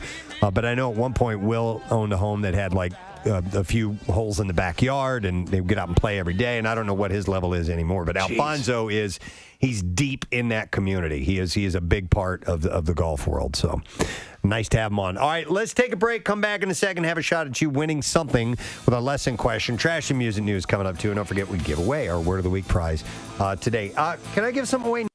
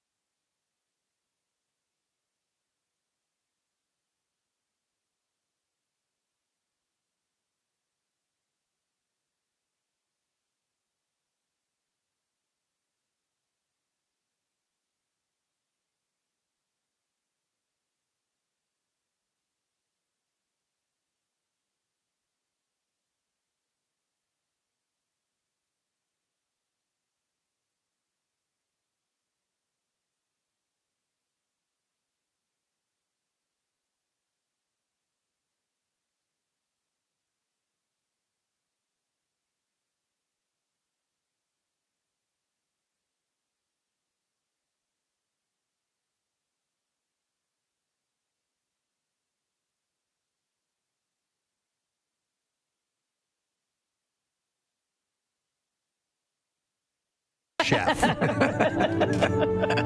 All right, let's see if you were listening and heard that earlier this morning. 215-263-WMMR. Where is one of the only places Kathy could actually be a successful chef? 215-263-WMMR. Give us a call. We're going to do the trash while you're calling. The trash business is a gold mine. 93.3 WMMR with Preston and Steve's Hollywood Trash. All right, brought to you by Mulch Works of Aston. They offer the highest quality mulch and topsoil. It is manufactured on site, and they also have leaf compost, decorative stone, pavers, and more. Mulchworks has delivery or pickup for residential and commercial markets. And you can visit mulchthis.com for details. What is up this morning, Steve? Well, Lindsey Buckingham's wife of more than 2 decades, Kristen Messner, has filed for divorce from the iconic guitarist. Messner reportedly told Buckingham that he could go his own way just as long as it was directly into a wood chipper. Tried to spit that out. My God. Michael Douglas says he was, get this, he was mistaken for his daughter Carrie's grandfather during her high school graduation. Douglas says he was more annoyed by the fact that every time he sat still, they attempted to bury him. So, and finally, he was fired for accidentally pleasuring himself while visible to a Zoom conference call.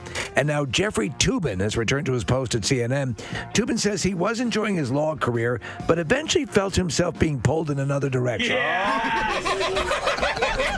That's your Hollywood Trash. Hi. We shall see if you were listening. You know the answer to this question. Where's one of the only places Kathy could become a successful chef? Let's go to Lisa. See if she knows. Hey, Lisa.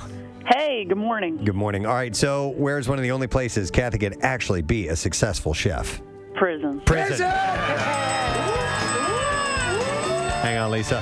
We're going to give you a pair of tickets to see Guns N' Roses at the Hard Rock Hotel and Casino in Atlantic City. It's this September. Tickets for both shows, Saturday, September 11th and Sunday, September the 12th, are on sale now via Ticketmaster.com. Complete concert information is available at WMMR.com. Yes, Kat? I'm excited about my new career. I feel like I could be like a celebrity chef that roams to the different prisons. And correctional facilities. And correctional You could be facilities, the Robert Irvine of incarceration. Yeah. This is great. I think there's an audience here for sure who would not tune in for that, man. Well, what you do is you turn lives around by making people want to leave prison so bad that they're on their best behavior and they get early release. They'll do anything to get out. This isn't French toast. No. All right, let's do music news. Now, Preston and Steve's Music News on 93.3 WMMR.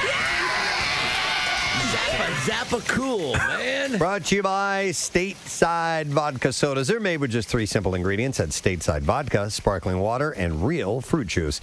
Available in liquor stores now and at statesidevodka.com for pickup or shipping in Pennsylvania. I just have 2 items, and that's it today. Out today is Wolfgang Van Halen's debut album. The self-titled set billed to his band Mammoth WVH is out. It's a 14-track collection and features him handling all of the writing, performing, and production duties. That's a pretty big task for the debut album. Yep, and he and his band will serve as the opening act for Guns N' Roses on their summer tour. And, of course, Wolfgang is going to be at the Barbecue in September. I like what I've been hearing. Yeah. And he seems like a really nice guy. Wolfgang spoke about the new album, telling People.com it's as personal as it can be. Songwriting is a really therapeutic thing for me, so I was working out a lot of stuff with these songs. Most of my lyrics are written at something or someone. And it's almost like an amalgamation of, and then he pauses and says, you know how you always win arguments in the shower? He said it's like that. It's like Casey when you run through the fights or arguments in your head. Yeah, and then when you actually have the argument and they don't say what they were supposed to say. Right. They ruin it. Yeah. That's not what you said in the shower. No, you said something else, and then I said this. And that's when you have to employ hidden fists. Yes. He said it's like anybody who's ever done me wrong or used me or lied to me, amalgamate into this one being that I wrote lyrics at.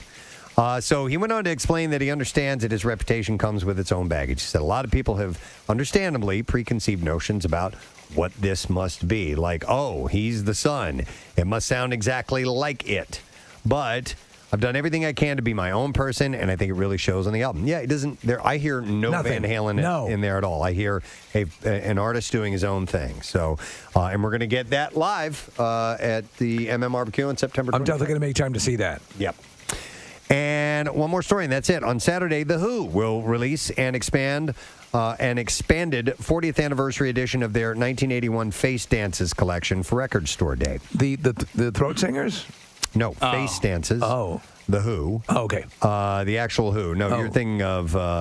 The Who. The HU. The Who. Oh, okay, yeah. No, not The Who. I automatically think of the HU when you say The Who, Preston. LP1 is the original album with its 9 tracks. LP2, entitled Face Dances Part 3, with a nod to the 1982 Pete Townsend solo hit Face Dances Part 2, has another 9 tracks. The album was remastered and cut at half speed by Miles Showell at Abbey Road.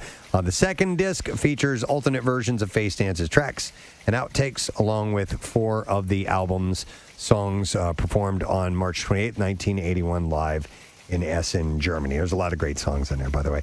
That's it. That's all I have for you. That's all you need. That's a short music news for the day. We are going to break and come back. Anything else? Do you guys, you smell toast? Ooh, we have. We toasted? Has it been made? Yeah. Are we toasting? Did we toast? We're all set up over here behind us. Marissa has laid out what would be the equivalent of a buffet, but it is basically all based around the Tom Papa gifted sourdough bread. Well, maybe when Pierre gets here, he can sample as well. Okay. Oh, you're doing the next break. Okay. Yeah. Oh, man. So it was for. You have your mouth all ready and everything? Yeah. You want to do it now? I'd be Let's do tickling it or now. nothing. Let's do it now. I mean, Are we doing it now or? yeah, why Okay, not? all right. Let's Preston, do you that. know how to use a toaster. I do. I've seen videos. So earlier this morning, Casey had set this up for Steve's birthday, which is tomorrow. We had said we were going to have Rich Voss on, but we didn't. We actually had Tom Papa, and we wanted to hide the fact from Steve, so that's why we used the guise of Rich Voss coming on. Casey had Tom Papa send over a loaf of sourdough bread that Tom had made specifically for Steve, because Steve has been asking him for years now to Every send us time. some of his sourdough bread. Every time he's on. Casey got this FedEx to us. Wait a minute. Wait. We could not find a perfectly It's serrated not a serrated knife. So we actually hunting knife. This is from the Rambo collection, Preston. That's a tactical knife? Yeah.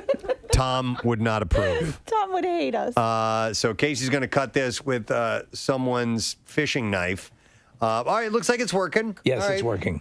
And he said he recommended, because it was overnighted, it's been sitting out essentially for 2 days, that we toast it if we want to get the best from it. Look at that. But it was made fresh. Obviously, you want to have it, the day that it's come out of the oven. Casey's cutting this up. We're gonna pop this into the toaster, give it a toast. He recommended with just butter to kind of keep it, minimal and let you get a real feel for it. So. Yeah. We'll probably have to do this off air. All right, yeah. Okay, that's what I thought. So Casey's having some issues. We'll take a break. We'll toast it. We'll come back, and then we'll taste test it. And maybe we can give Pierre a sample, too. Yes. So we'll come back in just a moment. Stay with us. Preston and Steve on 93.3 WMMR. Every revolution has its roots. Weekdays at 4 p.m. Join Jackson as your guide to MMR's Essential 200. A daily look at the songs that influenced, elevated, or flat out changed what we call rock and roll. These are the big ones and the not so obvious ones that every rock fan should know. See the entire list on WMMR.com, along with insightful commentary on why they matter. MMR's Essential 200 with Jackson.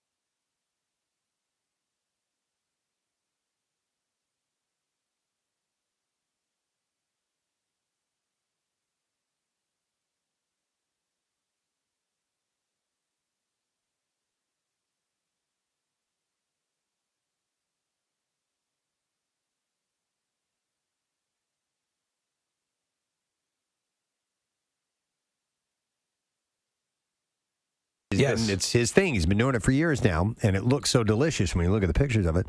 So Casey arranged it for Tom to send a loaf. We were going to have Steve open it, and then we were going to have Tom on live instead of Rich Voss to talk bread with Steve. And, Yes. we did that very thing, and it was great. And then Tom's going to be back in town.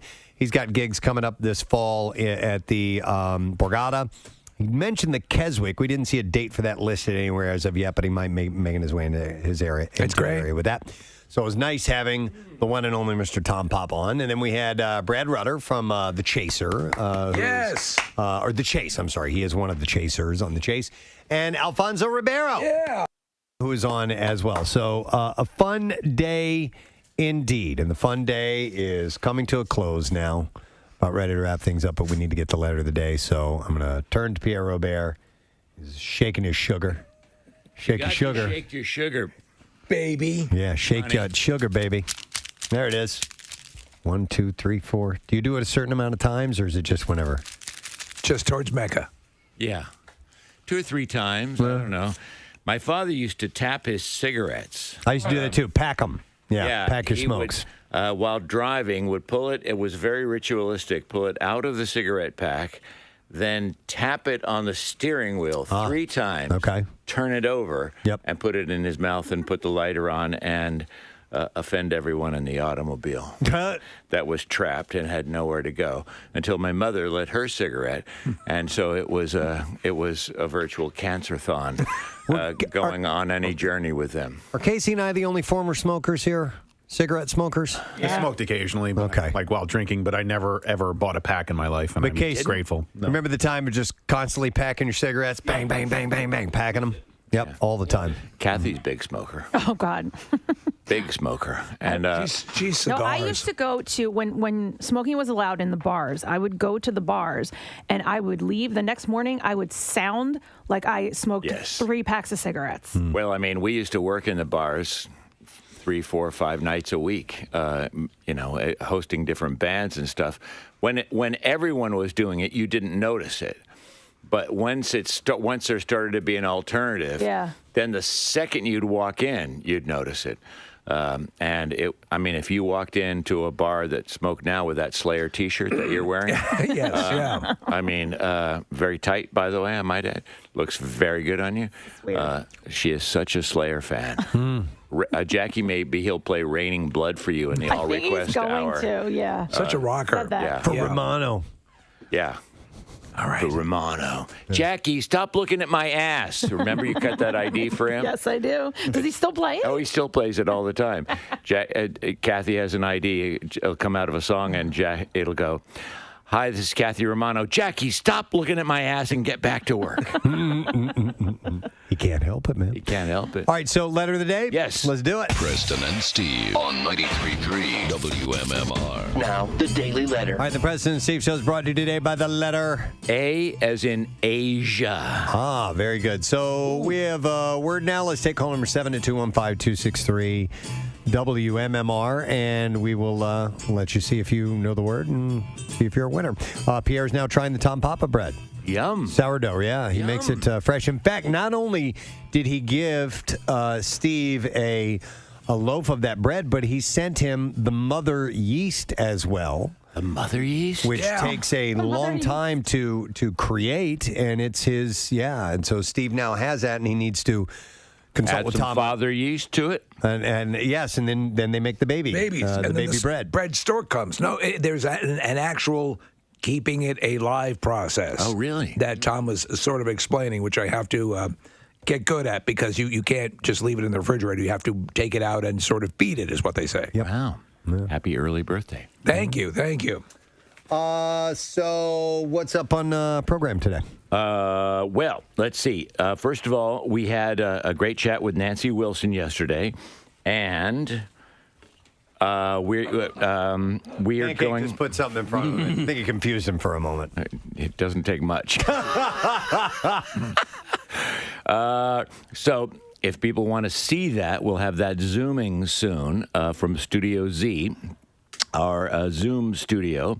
and a nice chat with Nancy Wilson. That's coming.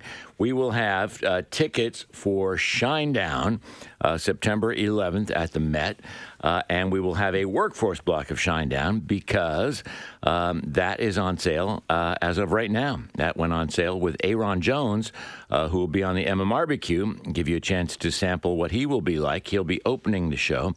The barbecue is the 25th. The Shinedown show is the 11th. Record Company is also coming back to the TLA. That'll be October 27th. That goes on sale at noon. We'll do a workforce block of the Record Company and a block of the Cars. Wow. Going to be a fun day. It is going It's fun to hear you say the words back to the TLA. Yeah. We've been in such a stasis. Yes, it is great fun. All right, well, let's see if we can get a winner over here. We got our word of the week caller. It's number 7, and that is Andy. Hey, Andy, good morning, sir. Hey, good morning. What's up, you FBSs? FBSs.